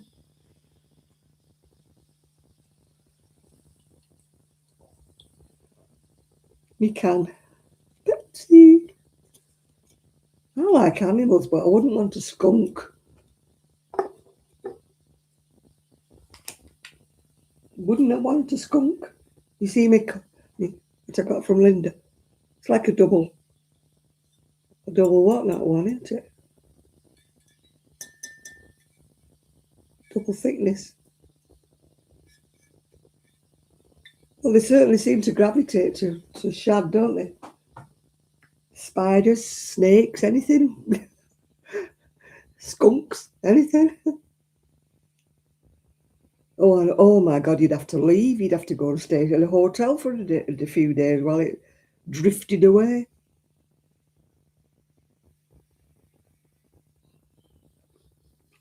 I have never actually, like I said, seen one in real life, and I don't think I want to. I'm hungry. I'm going to have I can't eat an apple, I'll be crunching. I'll have a crisps and then I'll be crunching. And I'm going cold for some reason or another, and the heating's on, and I'm going cold. You weren't here when I was opening my parcel, were you, Shad? Ruth that comes on here has made this. It's fabric with knots in between. Ruth's made it for me. Necklace. Yeah. She gave it me as a prezi today. They've got babies, oh dear.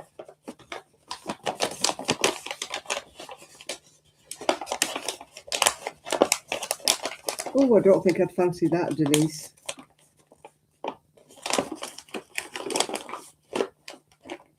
Yeah, that was made for me by Ruth that comes on here. Ruth.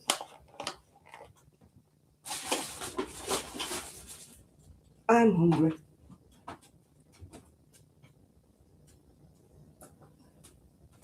I will have a hula hoop.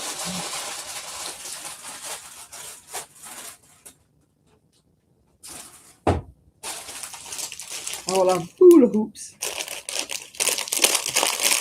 I mean, look at that package. It's a pathetic little package, isn't it? And it's only half full. You'd probably give these to the toddlers, wouldn't you, if you were in America? How many grams is in them? 24 grams, yeah. Pathetic little things, aren't they? You'd probably call it a little snack pack, this, wouldn't you? What is it, hula hoops? The little, like, potato puff things.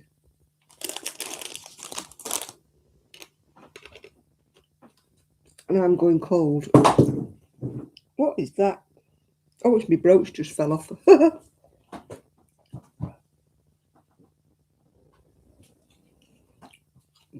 My brooch fell off. I'm not putting it back, I put it there. I was looking for my shawl. I can't remember who gave me this. Somebody gave me this. I didn't make it. It's beautifully big.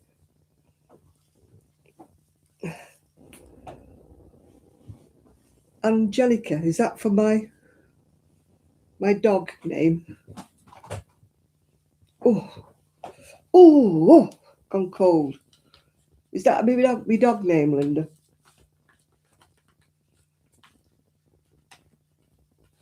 The only time I think of Angelica is that Angelica Houston. She was a strange looking woman, wasn't she? She used to look like Morticia out of the Addams Family.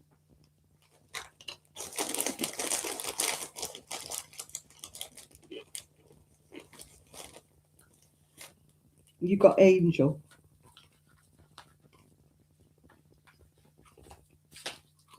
It's amazing how many people spell Angel as Angle. And you know they mean Angel, yeah. She was Morticia, was she? She looked like Morticia, didn't she? Even in real life, I mean, she did.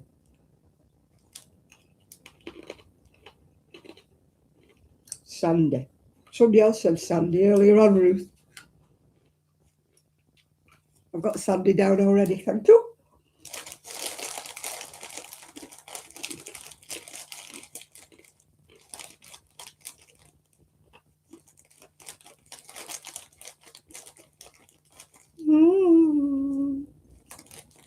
Chilly. I don't know what wool this was. It's got sparkles in it. Can't see the sparkles, can you? Oh, yeah, you can. Weasel. I'm not calling the little doggy Weasel. That reminds me of, what's it called? Oh, that film. It was Weezer. I suppose she was like Louisa, was she? Weezer, they used to call her. Steel Magnolias, yeah.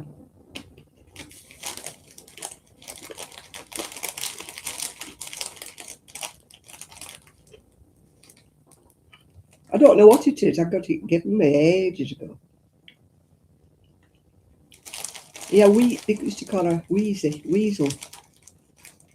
Weezer. That was it. Steel Magnolias, yeah. Very sad film, but I loved it.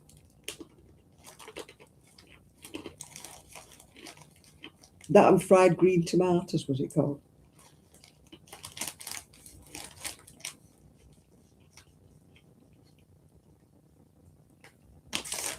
Weezy. No, this was Weezer.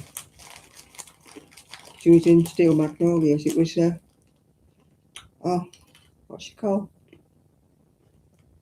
Oh, God, she's been in hundreds of films and I cannot think of her name. I see her face.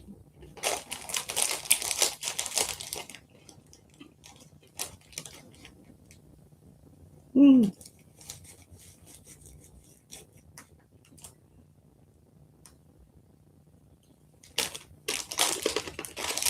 It's a good film, but it's sad.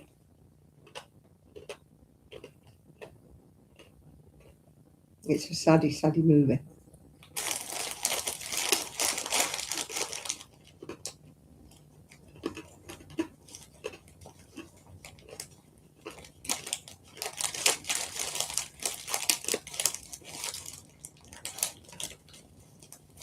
I don't like sad movies. I never liked Lassie, as a kid. Lassie come home.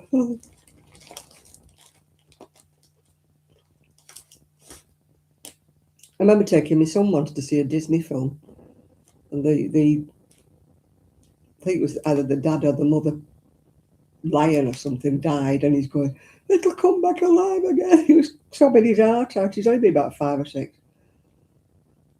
We vetted all the movies afterwards.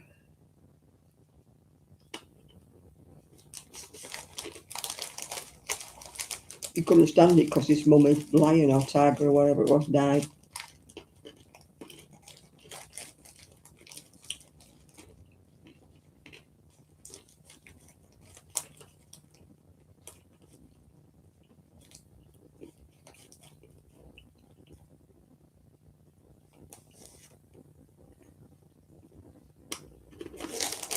Was it the Lion King? I don't know what it was. He was only little. Cried his eyes out.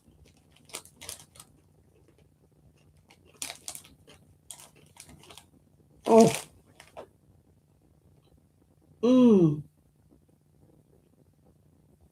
It spit my lip. Oh, I hurt.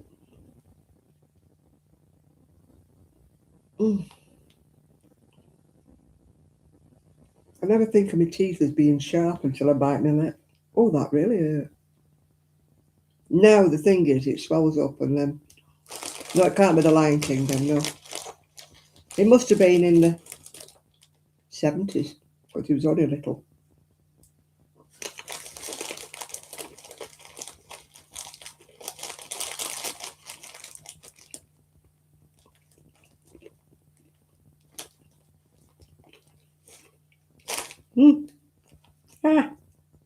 Where's it gone?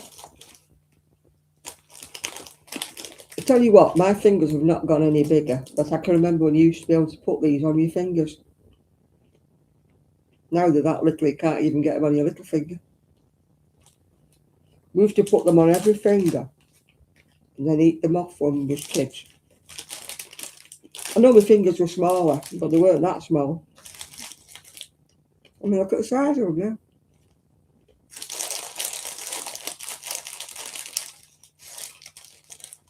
It's like chocolate bars, isn't it? They've shrunk that much. Mars bar.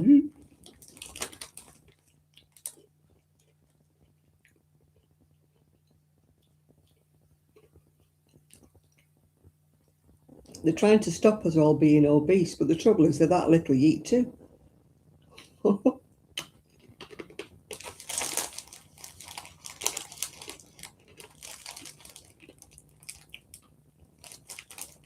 One Mars bar used to be filling. It used to be big, didn't it, like that?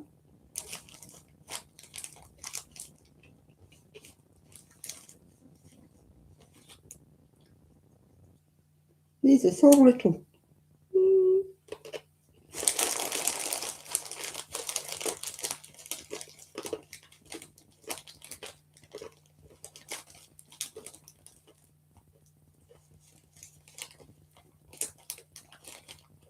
Rugrats.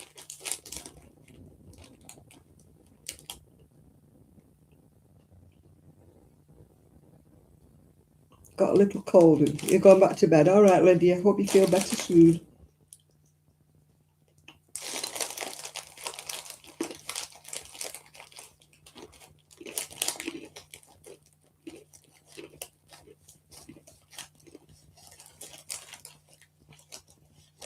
I've got to hoover tomorrow.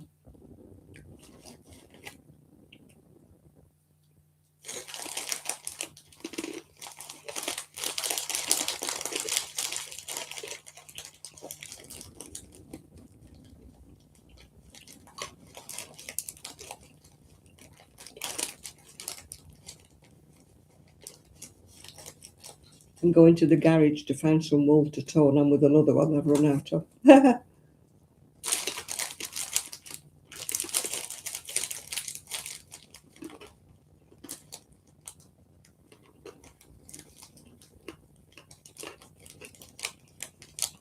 I went in tonight, but there's no, well, there's a window, but it's not very, there's no light in the garage. So I looked, I couldn't see anything, it was too dark, so I'll have to go in the daylight.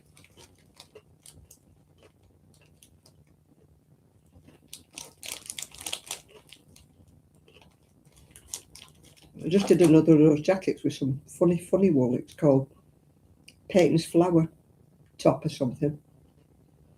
Of course, it didn't go as far. So it's going to have short sleeves, and it's going to have a contrast trim.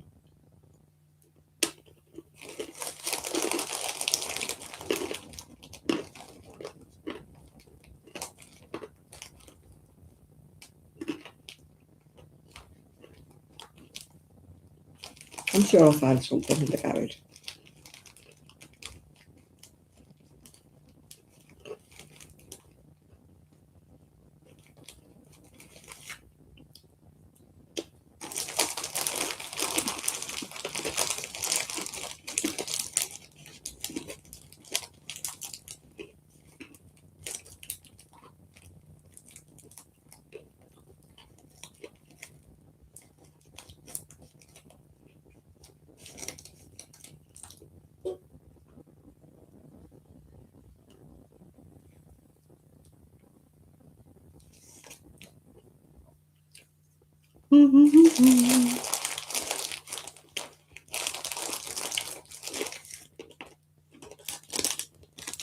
Why did I suddenly start singing Eleanor Rigby?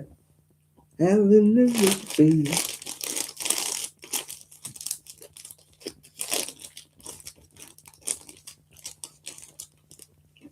Hula hoops.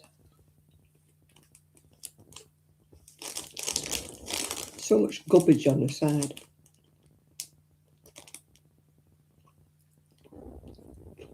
Snacks can be enjoyed as part of the balanced diet and healthy lifestyle, including regular exercise. That's what it says on the outside of the packet. You don't know how many calories I've just eaten.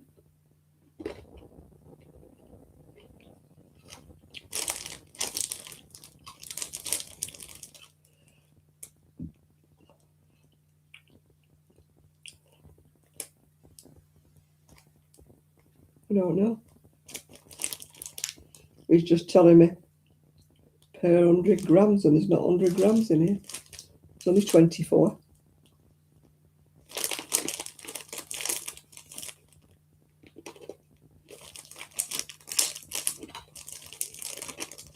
So they don't tell you what you need to know.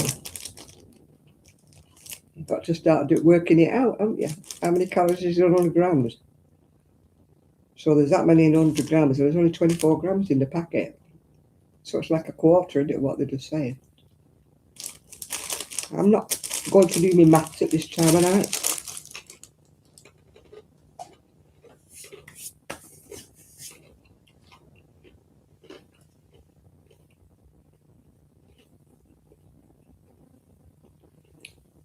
I'm on my first sleeve.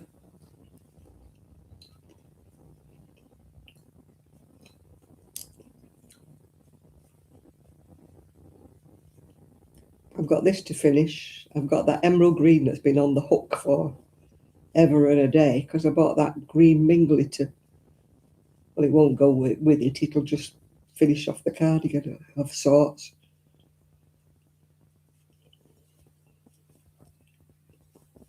And then I'm doing another one in chunky, which I've just run out of. So I've got to go into the garage and have a look if I can find something to tone with it, to finish it off as such. I'm working my way through the garage bit by bit. And then I keep buying other things, so, because I bought that royal blue, didn't I? And then that other play double knit the other day. So as fast as it's going down, it's coming up again. Oh dear, never mind. And I still haven't started my shawls yet for charity. Still got all the bits in the second bedroom, so I need to do something with, because they're taking over my second bedroom.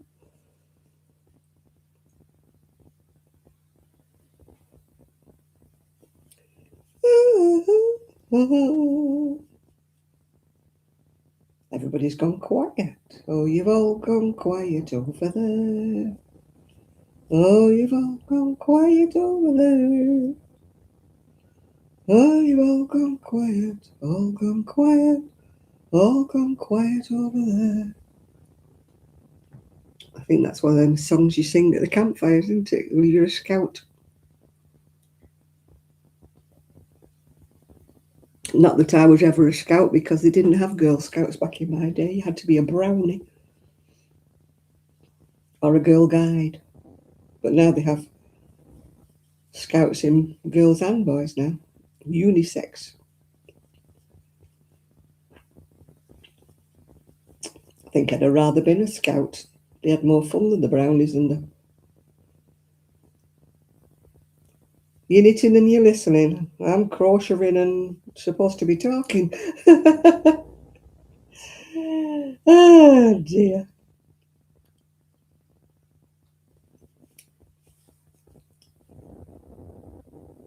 I'm supposed to be increasing every fourth row, and I'm forgetting already how many rows I've done.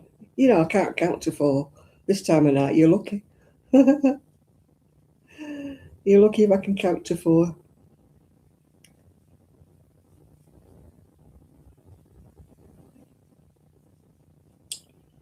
Oh, that hurts where I bit my mouth. Doesn't help you eating. You're going to eat now. When you've bitten your mouth eating salty crisps things, it's not a good idea, is it? Because it stings.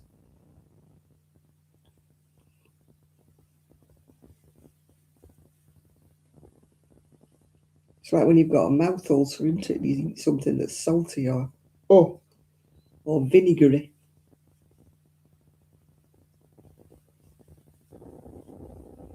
Yeah, I just bit the bottom of my mouth there. Oof. I didn't think my teeth were that sharp. Because I can't eat things like meat, you know, that's a bit chewy. I can't eat that. My friend's son's broke his wrist. He's 21. She's having to cut all his meals up for him because it's his right wrist and he can't put pressure on his knife to chop his dinner up. So she's taking the mickey out of him, like saying, "Do you want your dinner cutting up?" He went out for a meal with his girlfriend the other day and she had to cut all his meat up for him. He said, "So embarrassing. People looking in the restaurant." His girlfriend's there cutting his dinner up for him. So he could spear it with his fork. I'd have had to order something like soup made. Not anything that I couldn't eat with the fork. Something a bit soft that you could have manipulated. Yeah, exactly. He shouldn't have ordered anything that needed chopping up, should he? He should have ordered something like pasta or something that was small.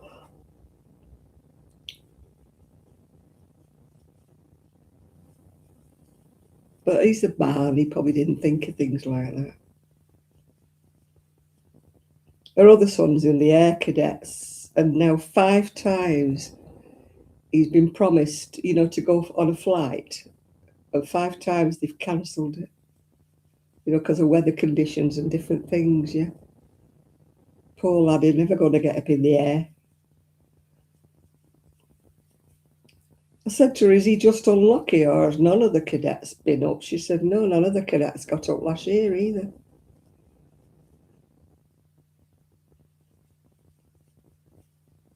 Yeah, 5 times he's been cancelled.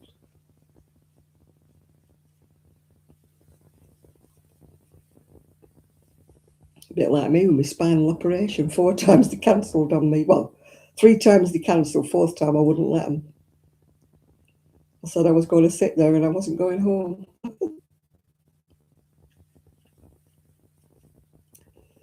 I said, I'll sit in the waiting room. I said, as long as it takes. I said, I am not going home again. I was not being cancelled for a 4th time.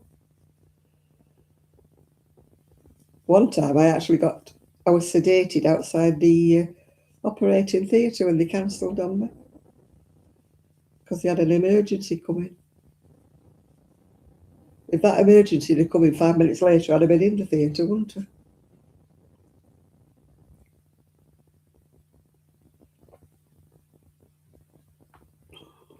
Manny, I bet a lot of people got cancelled because mine wasn't supposed to be such a long operation as it turned out to be.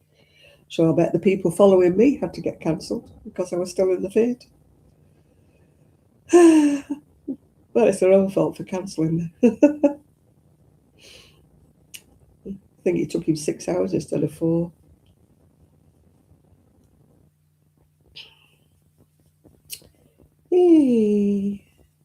I always wanted to be difficult.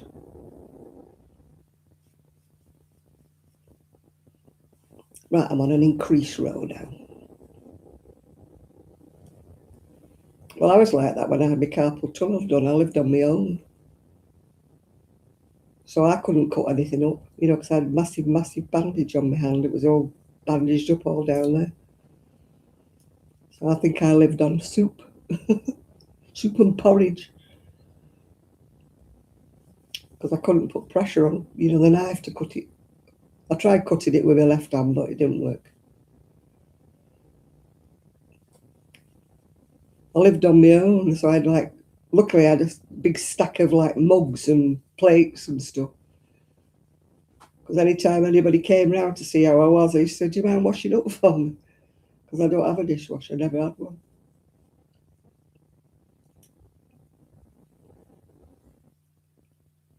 So yeah, they had to wash my dishes for me if they came to see me.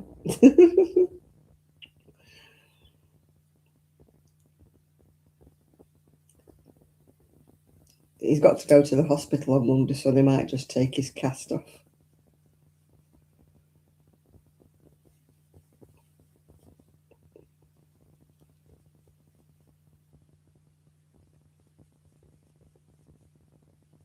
I never thought that I've got one of those bag things, you know, that you buy.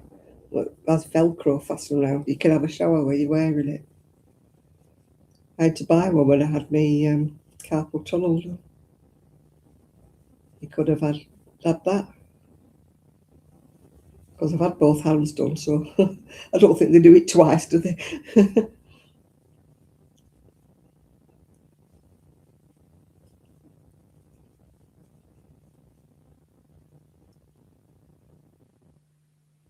Got hair in my eye.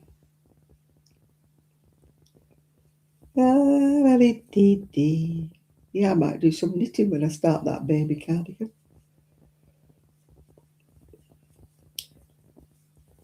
It's an easy pattern, it's all in garter stitch. Yeah, I've gone cold.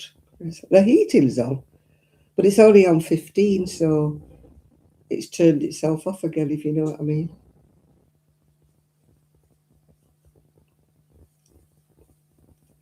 This is the coldest room. It doesn't get any sunshine, this room in the kitchen. The window's on that side there. But the sun comes in that side or that side. It doesn't come in that side where the window is. So this is the coldest room in the house.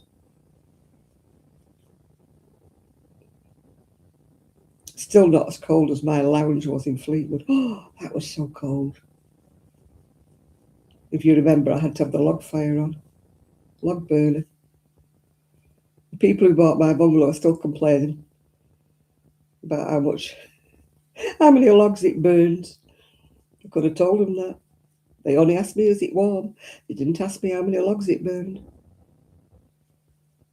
It goes through logs for fun.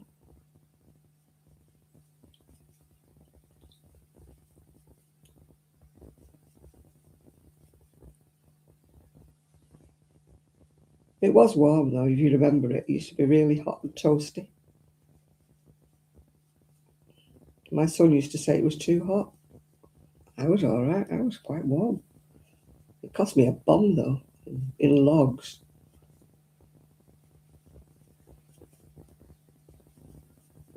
Yeah, I might need that little baby jacket. Yeah.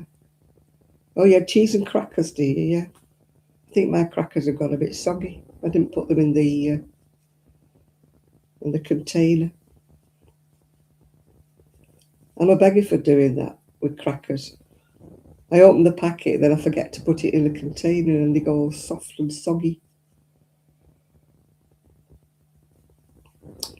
They're a pain to keep clean, Chris. An absolute pain. You have to keep raking them out to get all the ashes out, and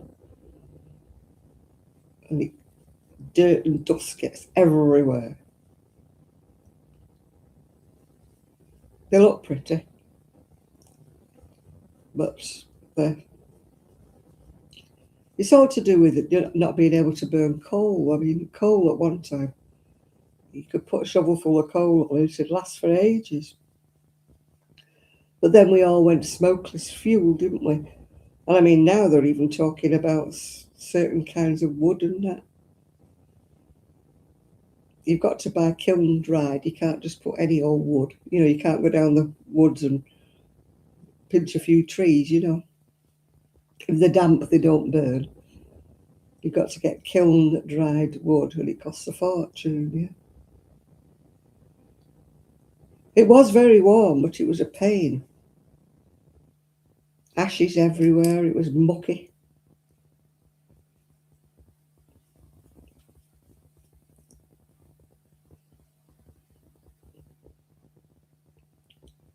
Yeah, I've got a fireplace here, but I don't like it. It's only a fake one, if you know what I mean. It's got an electric fire in it, and I'd rather it wasn't there at all. I'd have a lot more wall space, if you know what I mean. It's just a waste of wall space to me, the fireplace. I've got my telly above it, and it's beige. Yeah, it's a fake one. It's just got electric fire in it. It's not even a nice fireplace, Chris.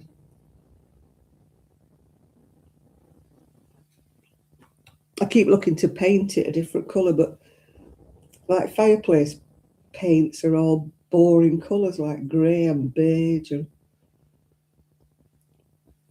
I want a colour. All I could do would be have to get this paint for the cementy stuff, and then put some colour. You know, if you could get a little pot of colour and add it to it. You know, you can get them squeezed tube things that you can change the colour of paint, and I can get a colour. I keep looking online, and they've got white, they've got cream, they've got beige, they've got grey. I don't want any of them colours for my fireplace. I want a colour.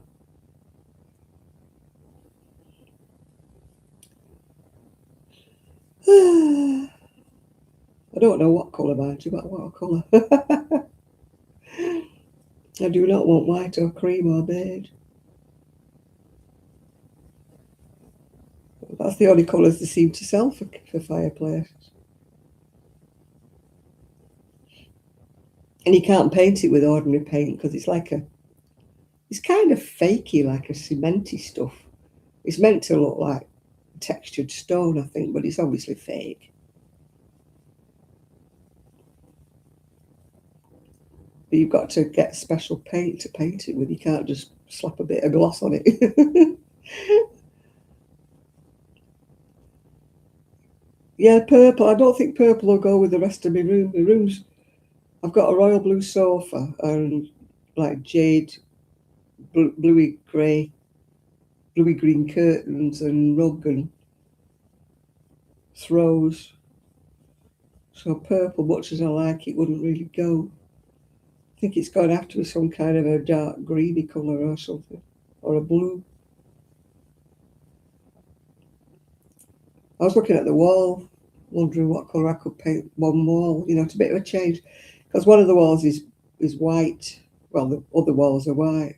I've got this horrible wallpaper, but you can't see much of it because the telly covers it up. So I'm not bothered about the wallpaper because I can't see much of it. But the walls are white, so I want to change them. I don't mind the ceiling being white, but I can paint walls just about. I can't do ceilings, obviously. People have said get them rollers on a long stick. Have you tried them? You get covered in it. It flicks off and goes in your hair. You have to wear one of those shower caps or something. Otherwise, you get a hair full of paint.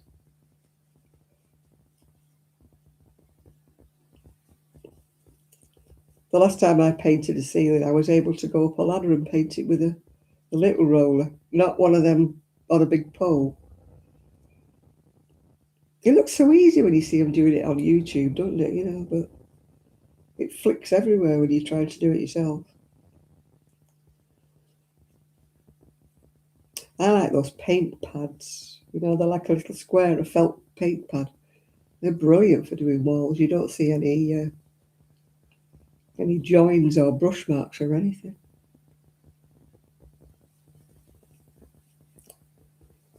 So I'm thinking when it comes summer, I'm thinking of painting my lounge or my bedroom. I might start with the bedroom first. The bedroom's got blue wallpaper and I don't like it. But I might be able to paint the wallpaper.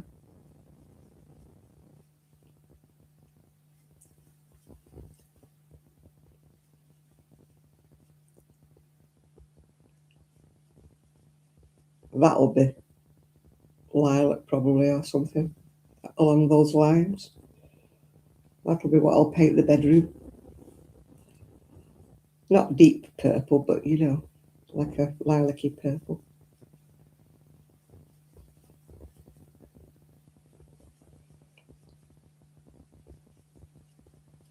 Oh, I need to alter my clock on my alarm.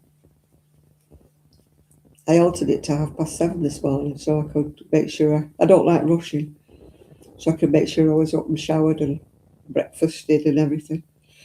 So I set my alarm for 7:30. I need to alter it. I'm not getting up at 7:30 tomorrow.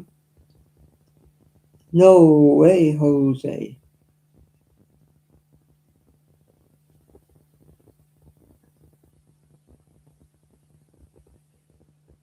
Right.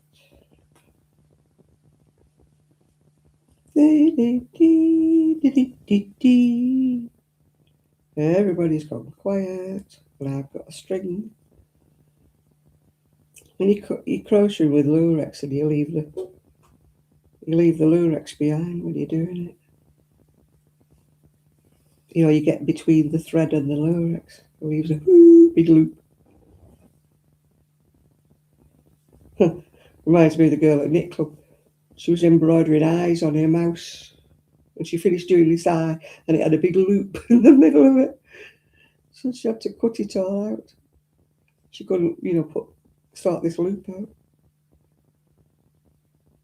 She goes, how do I got a loop in the middle of its eye? I thought, I don't know how you managed that. But you did.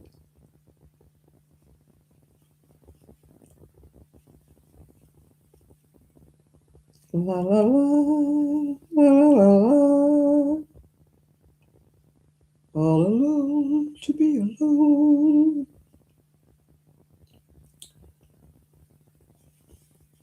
It's getting long, this sleeve. I've only got little arms. I would never make a gorilla.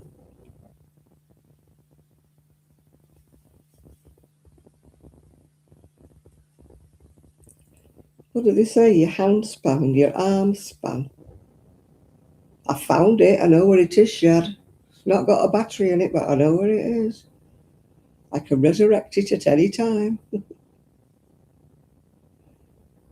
Yeah, it's James C. Brett Sparkle.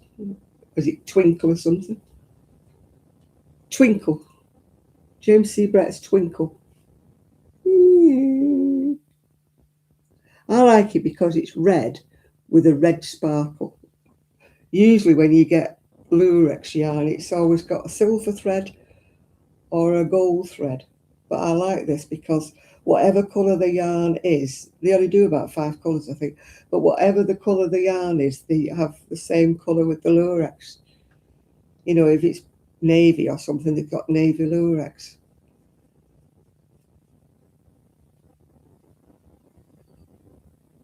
Yeah, I know where the green clock is. I know where it is. I can find it for you, Shad, if you really want me to find it.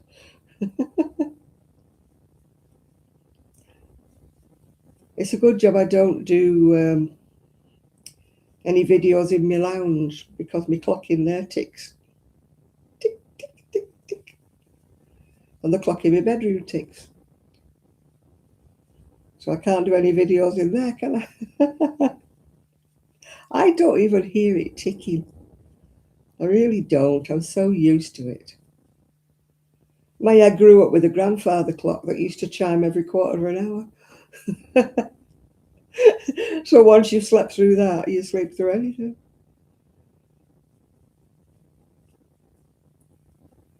I just find them like a heartbeat. I find them very relaxing. I love the tick tick, yeah. Hello, the world be true. And I always forget your name. Oh dear. Everybody tells me I'm good at names, and yet I always forget yours. Is it Trish? Have I got that right? Have I remembered? Oh, Val always says, how come you remember people's names? And I really don't. I'm shocking. When I went to the library, it took me about 12 months to get everybody's name right.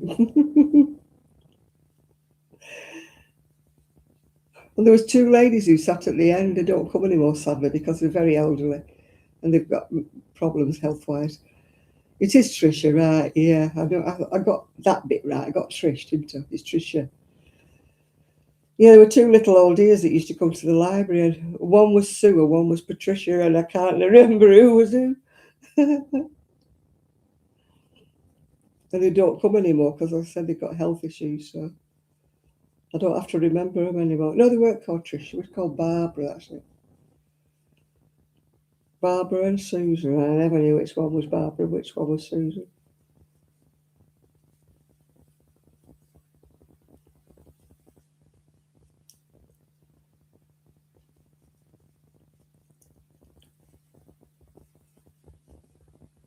Don't know how many inches I'm supposed to be doing. I think I've got there so far, even though I haven't got enough stitches on. I better have a measure.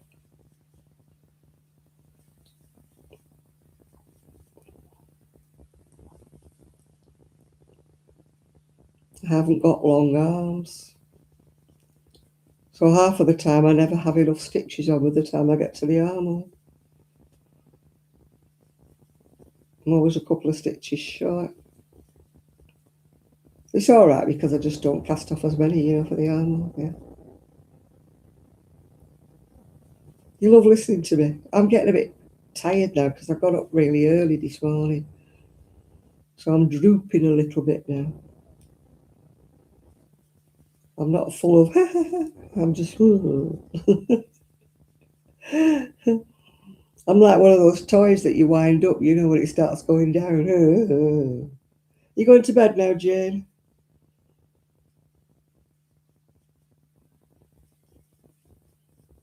Yeah, I'm like one of those music boxes or whatever that you wind up.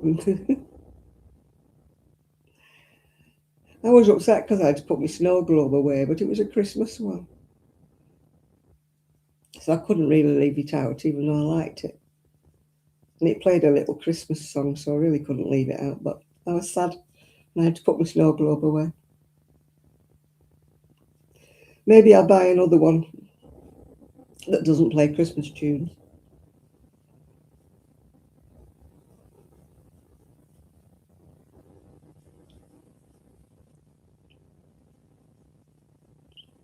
I like things like that.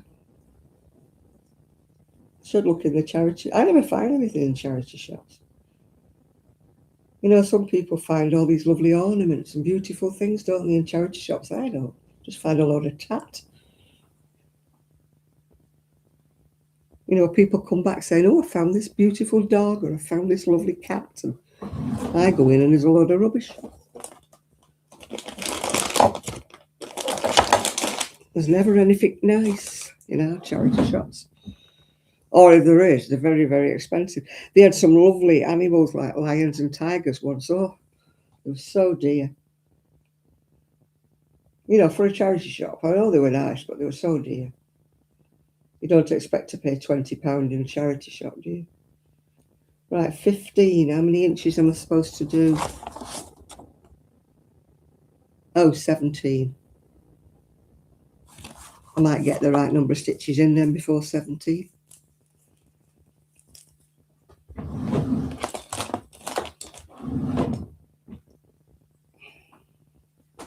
I think I'm 2 stitches short at the moment.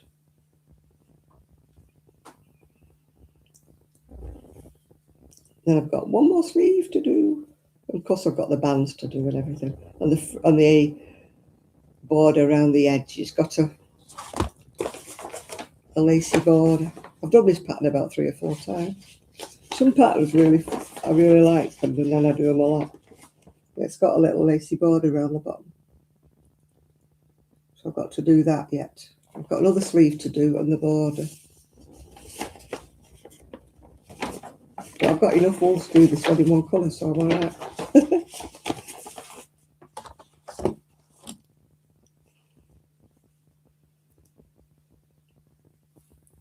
Oof, my finger's hurting.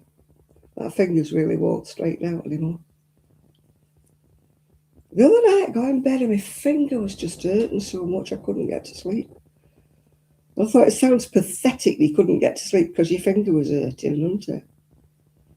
I thought, what a lame excuse is that? Oh, I was up all night because my finger was hurting. Sounds like you're a right wimp. If that was anybody else, I'd think wimp. You couldn't get to sleep because your finger hurt.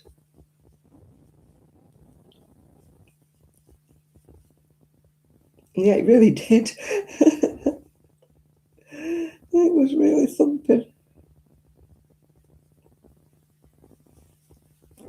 If I say anything, they'll say, oh, stop crocheting or stop knitting or whatever. My mum's poor little hands were really crippled up. And they used to keep telling her to stop crocheting, stop knitting. But she used to say, I'm much, much worse if I stop. My hands just seize up altogether.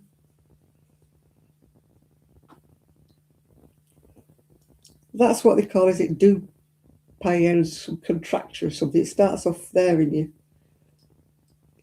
there. Oh, they always say it's a strain from knitting. I mean, that one is doing the same thing, but that one was trapped in a taxi door. So that was nothing to do with me. Yeah, they put a needle in there, and it blooming hurts, I tell you. I don't want that. I keep struggling with it, but when it keeps you up all night, it hurts. And you lay there, you're rubbing that gel on it, you know, trying to... You're thinking, oh, for goodness sake, Janet, it's just your finger, get to sleep.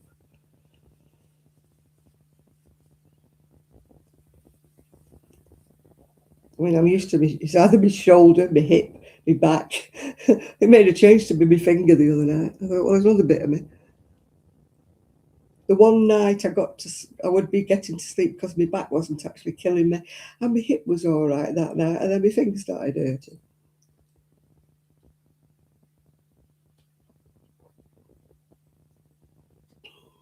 Yeah, that hurts when they jab you there. Oh, they nearly had to scrape me off the ceiling. And I think he went right in the nerve, right on there. It was like, he went right on my arm. And, oh, that didn't half hurt. And you feel such a wimp, don't you? And and I'm not a wimp with needles usually. Yeah, it blooming hurts if they do it in your wrist. I'm not a wimp, but flipping heck.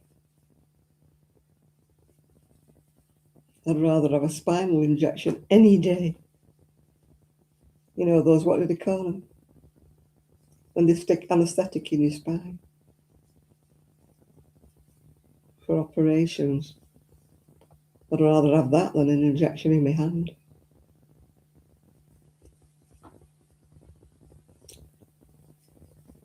Epidural, that's what they call them.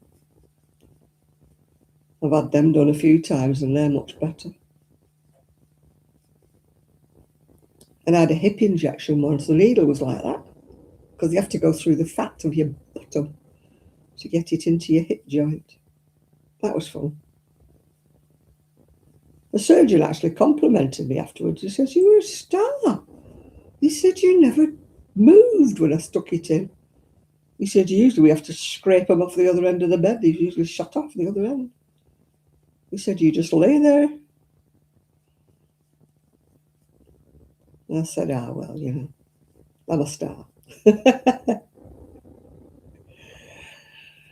Just call me your model patient. I'm a star.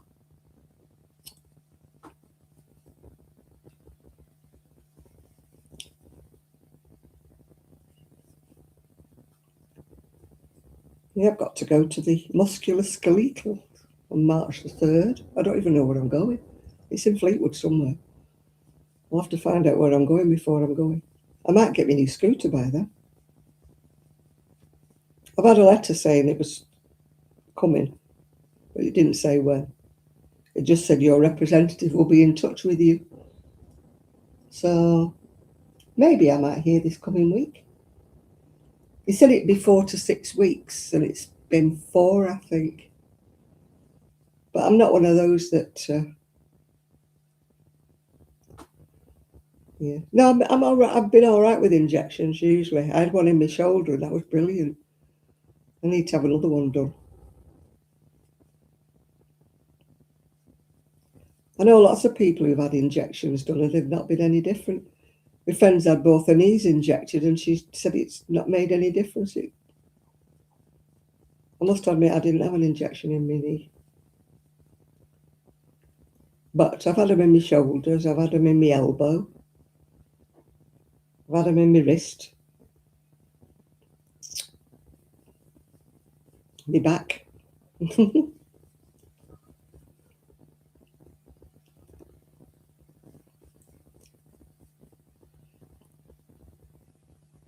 But this one hurts when I make a fist. That really hurts when I make a fist. It hurts all down there and all down there and up my arm. It's fun getting old. They don't tell you this bit. Well, I had my flu jab and no effect whatsoever. No adverse conditions whatsoever. See, I'm a star. I'm a star.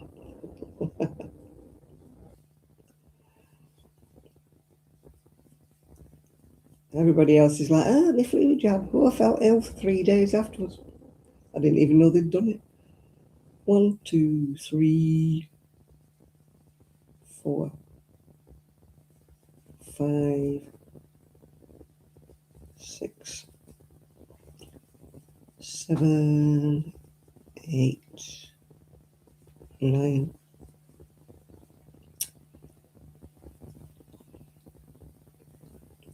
10, 11, 12, 13, 14, 15, 16. Let's do the others. 16, 18, 20. 22, 24, 26, 28, 30, 32, 34, 36, 38, 40, 42, 44, 46, 48, 50, 52, 54, 56, 58, 61. How many have I got to have? 63. Oh, I've got another increase to do. Oh, my earrings itching my ear. I can't wear anything that's not gold. It's making my ears itch now. Oh, I'll have to take them out in a minute. I'm fussy. I was obviously meant for greater things, wasn't I? Oh no, I'll be right, because I've increased at that end. I'll be right when I get to the other end. Then I've got to do to 17 inches. At least I've almost done the sleeve while I've been talking to you, haven't I? Oh, this earring's going to have to come out. It's making me itch.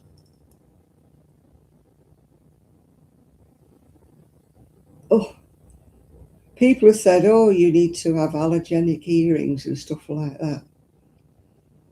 And, oh, it's really itchy. It's gone red now, my ear.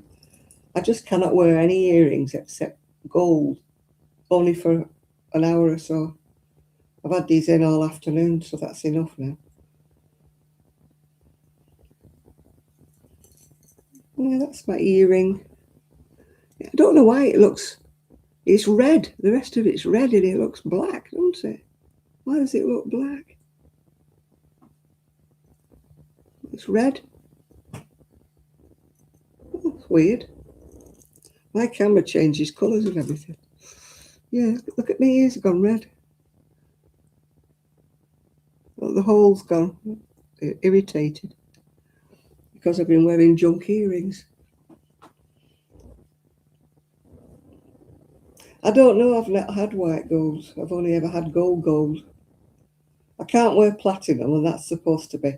And I can't wear those hyperallergenic earrings because they're supposed to be, if you can't wear metal.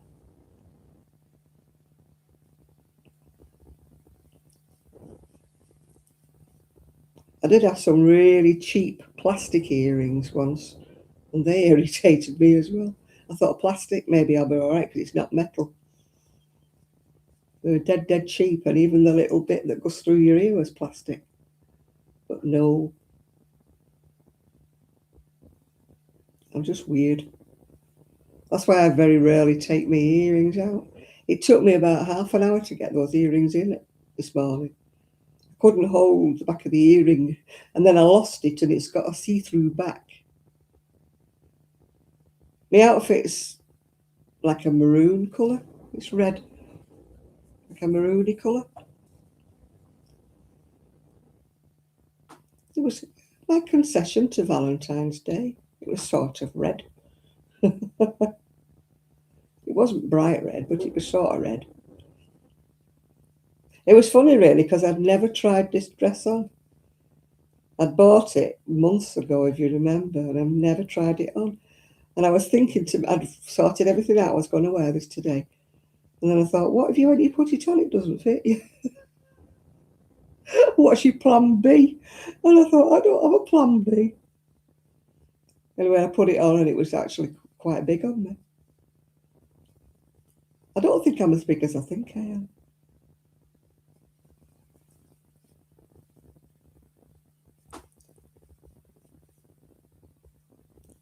Because I keep thinking I'm a size 20, 22, and this dress is only an 18. And yet there's loads of room in it. It's too big under the arm. It's too big here. Look. So maybe I'm smaller than I think I am. When I bought it, I thought, oh, I really like it. Yeah, it's only an 18.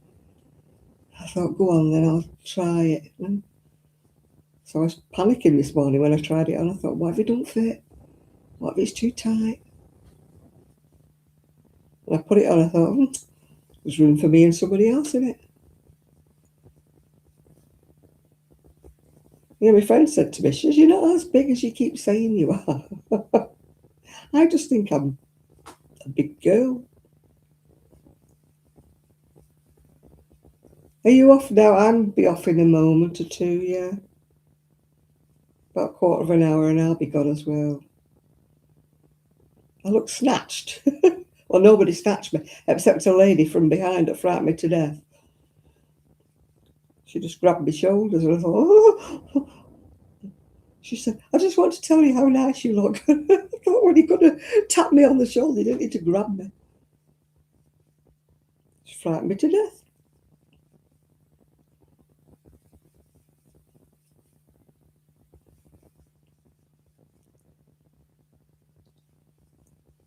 Amora didn't come, or if she'd come, she must have come after I'd left. Or maybe she'll go tomorrow, I don't know.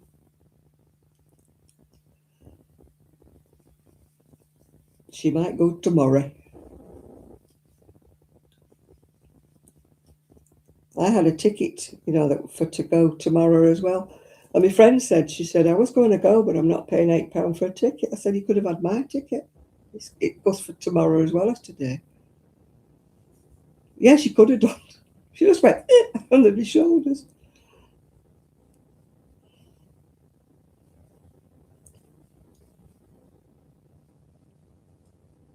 No, I'm not going tomorrow. I'd had enough today. I was bored. I walked around, looked at all the stalls, and then I went and sat in the conservatory and had a drink and just did my crocheting. And then I went home. I wasn't enthralled, if you know what I mean. There was courses, but there weren't anything in the course that I wanted to do. There was junior and crochet, which I might have been interested in, but I'm not paying about 30 quid for an hour. And then the rest was like needle felting and stuff like that, and I didn't want to do that.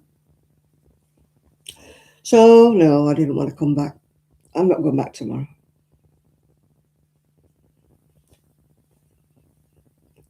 It would have cost me a fortune in a taxi there. I mean, I got a lift down this morning, so I only had a taxi back. And the lady that was on the taxi, she was really lovely. And she said, "Are you paying me cash or what?" I said, "Yeah, it's cash." And she said, "Oh, just give us a tenner then." I mean, normally it's £12. So I was quite happy about that. So it would cost me about £20 just to go there and back in a taxi tomorrow. It's 16 and a bit. I don't think I want another row. Ending with the wrong side. What's the wrong side? Why is it why they don't tell you which is the wrong side and the right side? Normally they say this is the right side or this is the wrong side, don't they?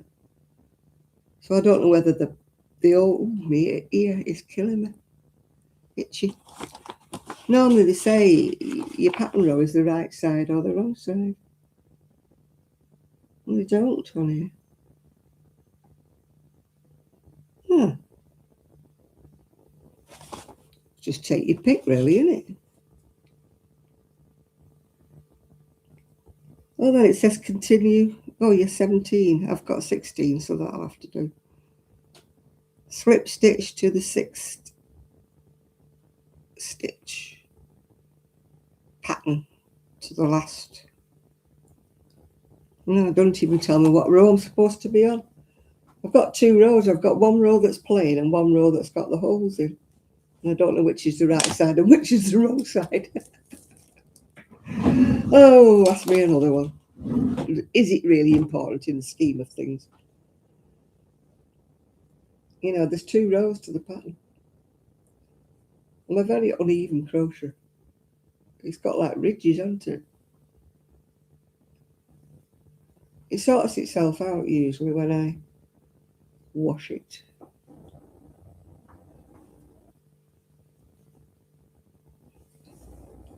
Oh, my sleeves, my arms are very short, so I don't think I want it. It's got to have an edging on it as well. No, I don't think I want it any longer. I shall call it a draw. It says I've got to do 17 and I've got 16, so that'll do. Or shall I do one more row, then I can start me decreasing on the non-holy row. Yeah, I'll do one more row. Because I've not got to 17 yet. I do like talking to myself. You're all right, aren't you, over there? You're not bothered about me talking to myself, are you? I have long conversations with myself. Especially when I've done something wrong. I'm like, you stupid woman. What did you do that for?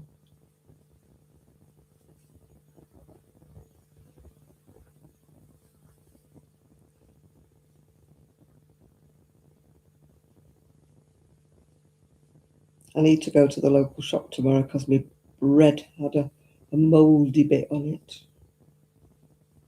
I managed to find another couple of slices that didn't have a mouldy bit, but obviously if it's starting to go mouldy, it's starting to go mouldy, isn't it? So I'll go to the shop tomorrow and get a loaf. You bet your boots I'll come back with a load of stuff. I go in and I say I only want a loaf, and I'll come out with a basket full. I don't know what there is. I hate going grocery shopping, but when I finally get in there, I always buy a load of stuff I don't want. Mad as a hatter.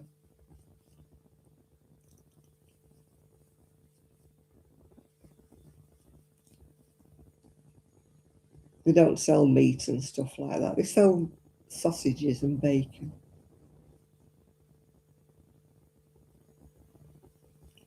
And some vegetables and a little bit of fruit. But I don't usually buy that from them. It's only like a corner shop.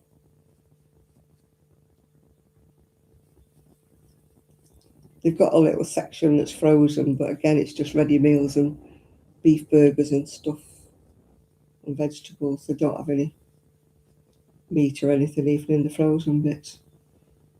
Well, they do. They have chicken dippers or something, I think. I don't buy them. I don't eat them. Trying not to eat processed food. It's difficult, really, because everything's processed. I've got sprouts, green beans, broccoli, potatoes, carrots, onions. So I'm all right for all of that. All I need is my mince out of the freezer before I go to bed. If I can find it. It's probably gone to the bottom of the floor. Everything goes to the bottom of the freezer. That's the trouble with a chest freezer. It's only a little one, but everything falls to the bottom. But thank God it's not in the garage like it used to be. I was adamant it was not going in the garage when I moved in. I used to have to hate going out there with a torch, in the cold and the wet, and going in the garage looking for something in the freezer.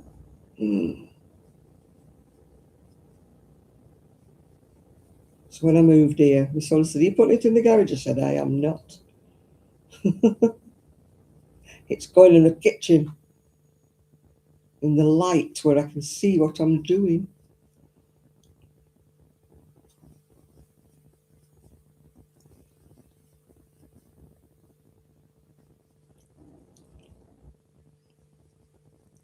I need to go in the garage tomorrow to find that wool to do the edging on a cardigan. I'm just done. I've run out. Everything I make these days, I've run out.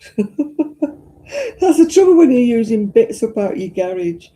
You can't get another ball if you want one because it's all discontinued stock.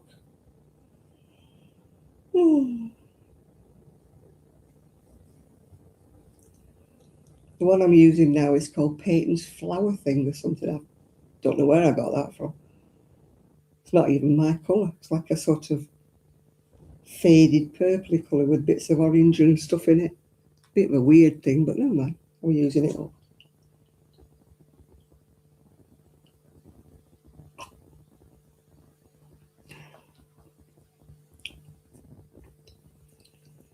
I've had a spate of people recently wanting to join our Facebook group. I don't know them, and I'm not letting people in I don't know.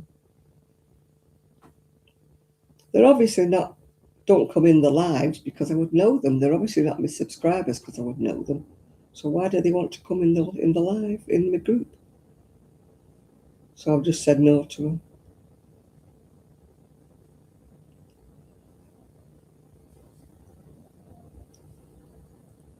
They don't answer the questions when it says, do you know about it? Do you go in the live? They don't answer the questions. So I am not letting them in. I don't know what your thoughts are about that, but I don't want any riff-raff coming in. Well, you don't know why they want to come in, why they're being nosy. Do they think they're missing something? Or, they don't seem as though they're crafters, because you look on the Facebook pages and there's no knitting, crochet or anything on the Facebook pages. One of them just had pictures of dogs and stuff. And I'm like, well, why does she want to come and join? She never answered the questions like, do you knit or crochet? No. No, we shall keep ourselves pure. Has anybody seen Sophie? She's not been on for weeks now. I sent her a message asking her was she okay, but I didn't get a reply.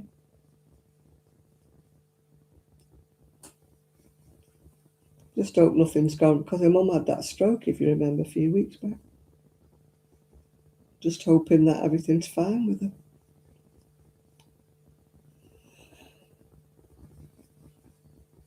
When people go missing, you wonder, don't you?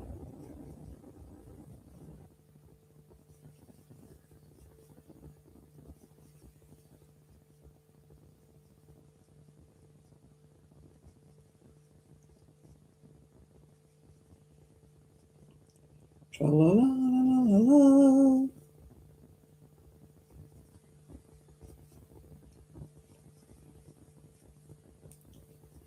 What time is it? Oh, 23:52. Another 10 minutes. Oh, 5 minutes really, isn't it? I'll be gone to my bed, waiting for my bed tonight. I really am. Getting up at 7:30 is alien to my religion.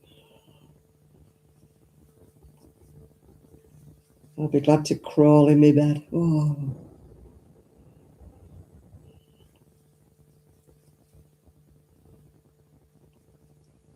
Take me painkillers. I hope my finger doesn't hurt tonight.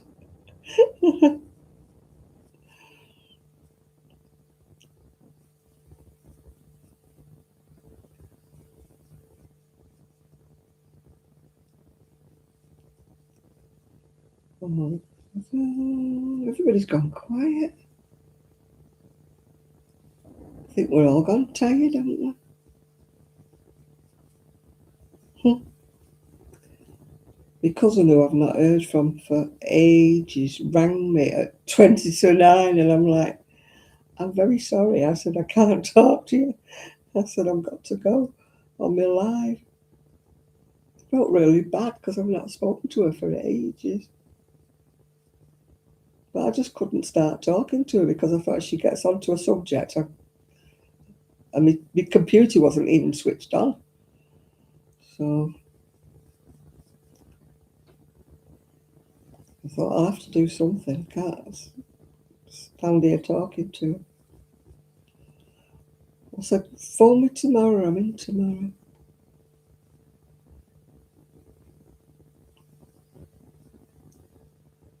One, two, three, 4, 5. Oh, you're trying to knit a Sophie scarf? I haven't got the pattern. It's a paid for pattern, isn't it? I think.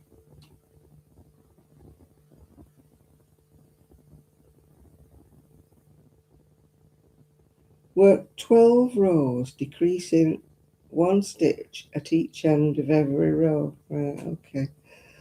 I don't think I'll get 12 rows done tonight.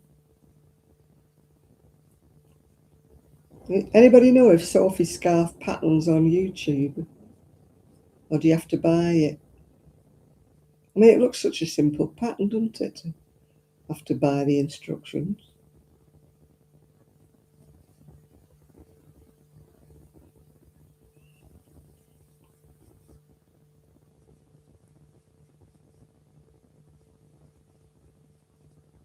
It's just going out like that, isn't it? And then go straight for a bit and then go back in again.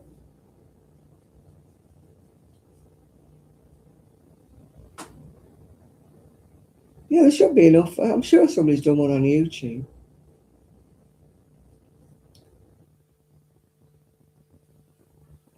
You don't mind paying for a pattern when it's a complex one, but this one one's just garter stitching it just out and then back in again.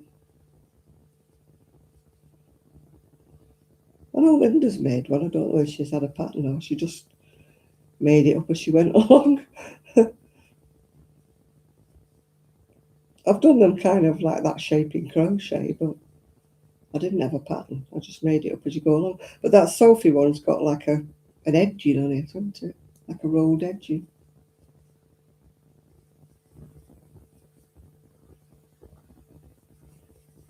I know Sheila's made one. I can't see her paying a lot for a pattern.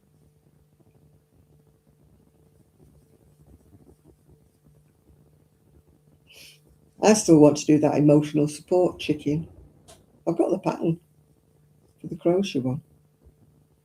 But I want to do it in different colours. I don't want plain colours. I want like tweedy colours and that. It's just finding the right shades, isn't it?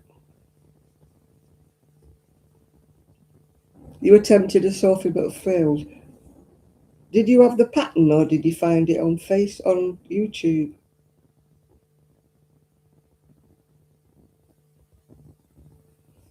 I think it's a paid for.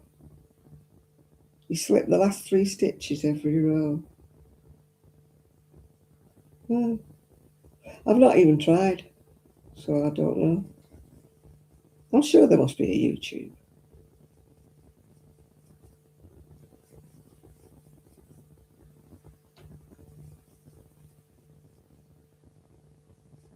I know you do your decreases one way and then you have to do them the opposite way when you're going down the other side, don't you? I don't know anybody who's made one.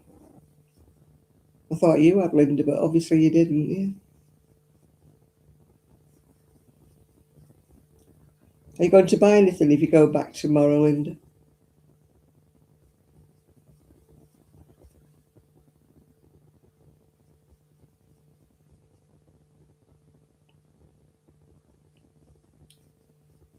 I got stopped by another subscriber on my way out, Linda. This lady went, yeah, and I went, turned around and I forgot what name she said. She doesn't come on the Saturday Live, apparently, but she's a subscriber.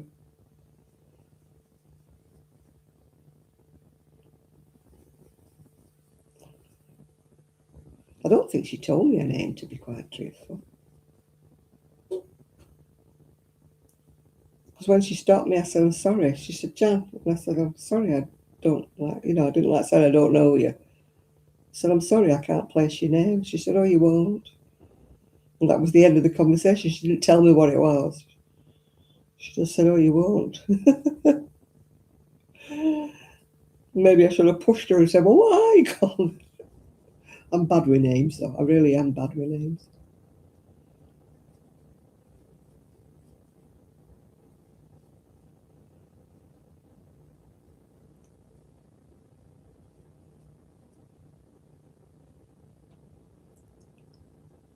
Just needle toppers and bits and bobs. You're not going back for any skeins then to go with you?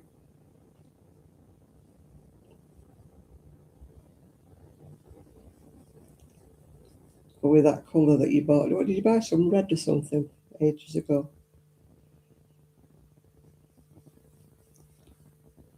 To go with that raspberry that you never got. You might see her tomorrow. You never know, Linda.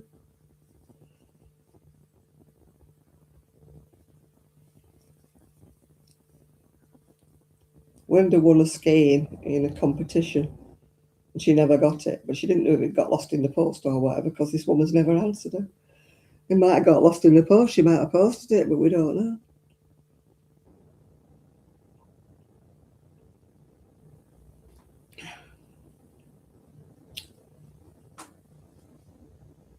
But she's supposed to be going to the show tomorrow, so you never know. Depends how early she gets there, doesn't it? Jane, she didn't really have much to say. Not to me, anyway. She was talking to Linda.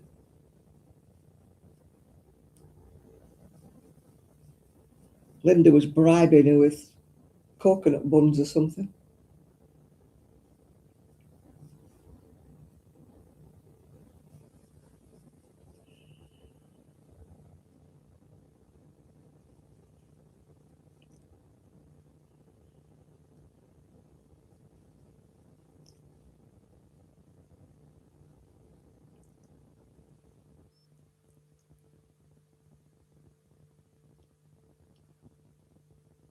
She did a video, but she hasn't. She didn't put the. I don't know whether she. I didn't see her with a camera. Did you, Linda? So I don't know whether she videoed anything in the show. But she didn't do it on her video. She called Linda Lindsay.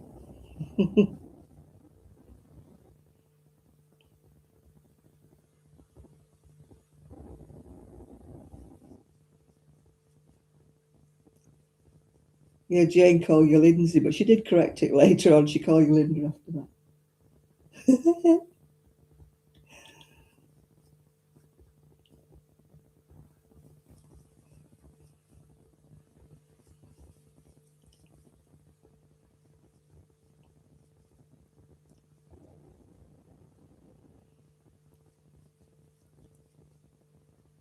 She didn't really have much to say, did she, Linda?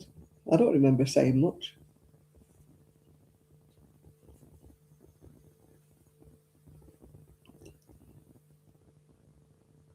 No, she didn't have a camera out. Whether she had a camera out and put it away, I don't know.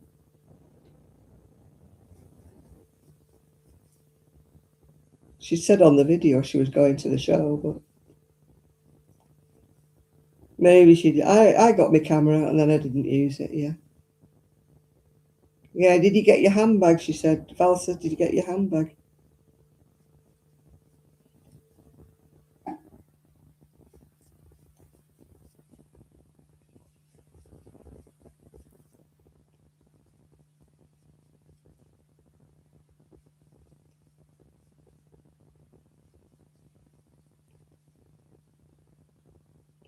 I think Linda's got a man in her room. She's very quiet.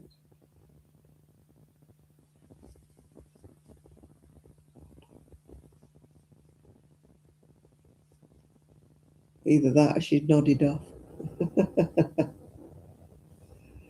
Oh, yeah, that's all. She didn't really have much to say, did she?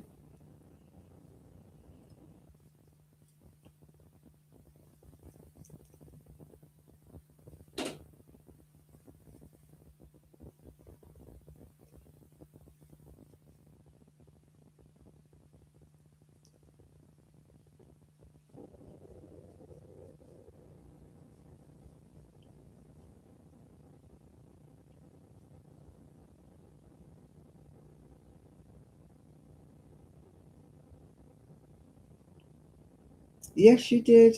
And no, you didn't. What, you got the handbag, did you? And no, you didn't get what? Oh, you didn't have a man in your room.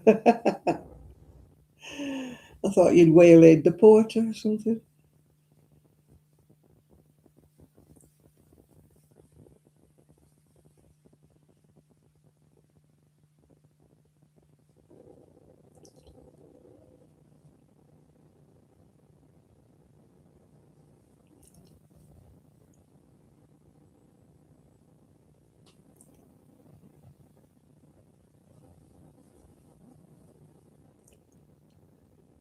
Did you notice the corridor next to the toilets, Val? It had a big hump in it like that, the floor. Like the floorboards had swelled. It was like the bobs. I thought, my eyes seeing things. I was waiting for Linda coming out of the loo because I'd gone in the disabled one. Yeah, the floor it went up like that and down. And I'm like, is that my eyesight? I said to Linda, look at that floor there. And I watched this guy come out with a load of bedding and stuff. And he walked up the hump and then back down the other side of it. And I thought, I've never seen that on a corridor.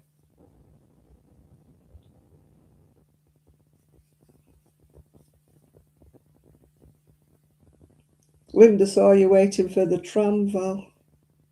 When she got her tram, you were still waiting on the other side for your tram.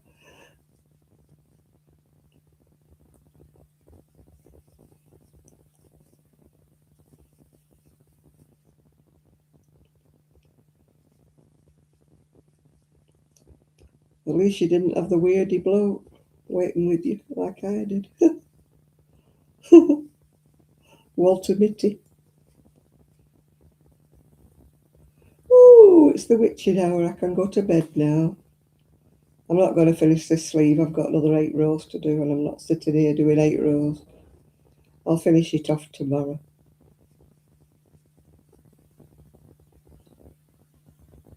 I've got to go and find my mincemeat out of my freezer. Otherwise, I won't be having a shepherd's pie tomorrow.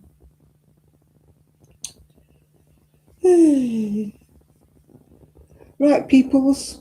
Thank you all for your company. I'm going to go to Bobby's now. And I've got to alter my alarm because I am not getting up at 7:30 tomorrow. So I need to turn my alarm to a more reasonable hour.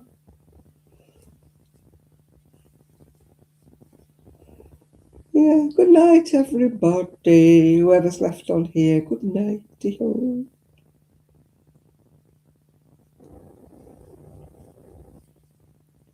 Yeah, you have to get up in the morning. You've got a lot to do tomorrow. If you want to go to your craft thing at the Winter Gardens before you go for your to the Wool Fair and before you go for your lunch. You've got a busy day tomorrow, Linda.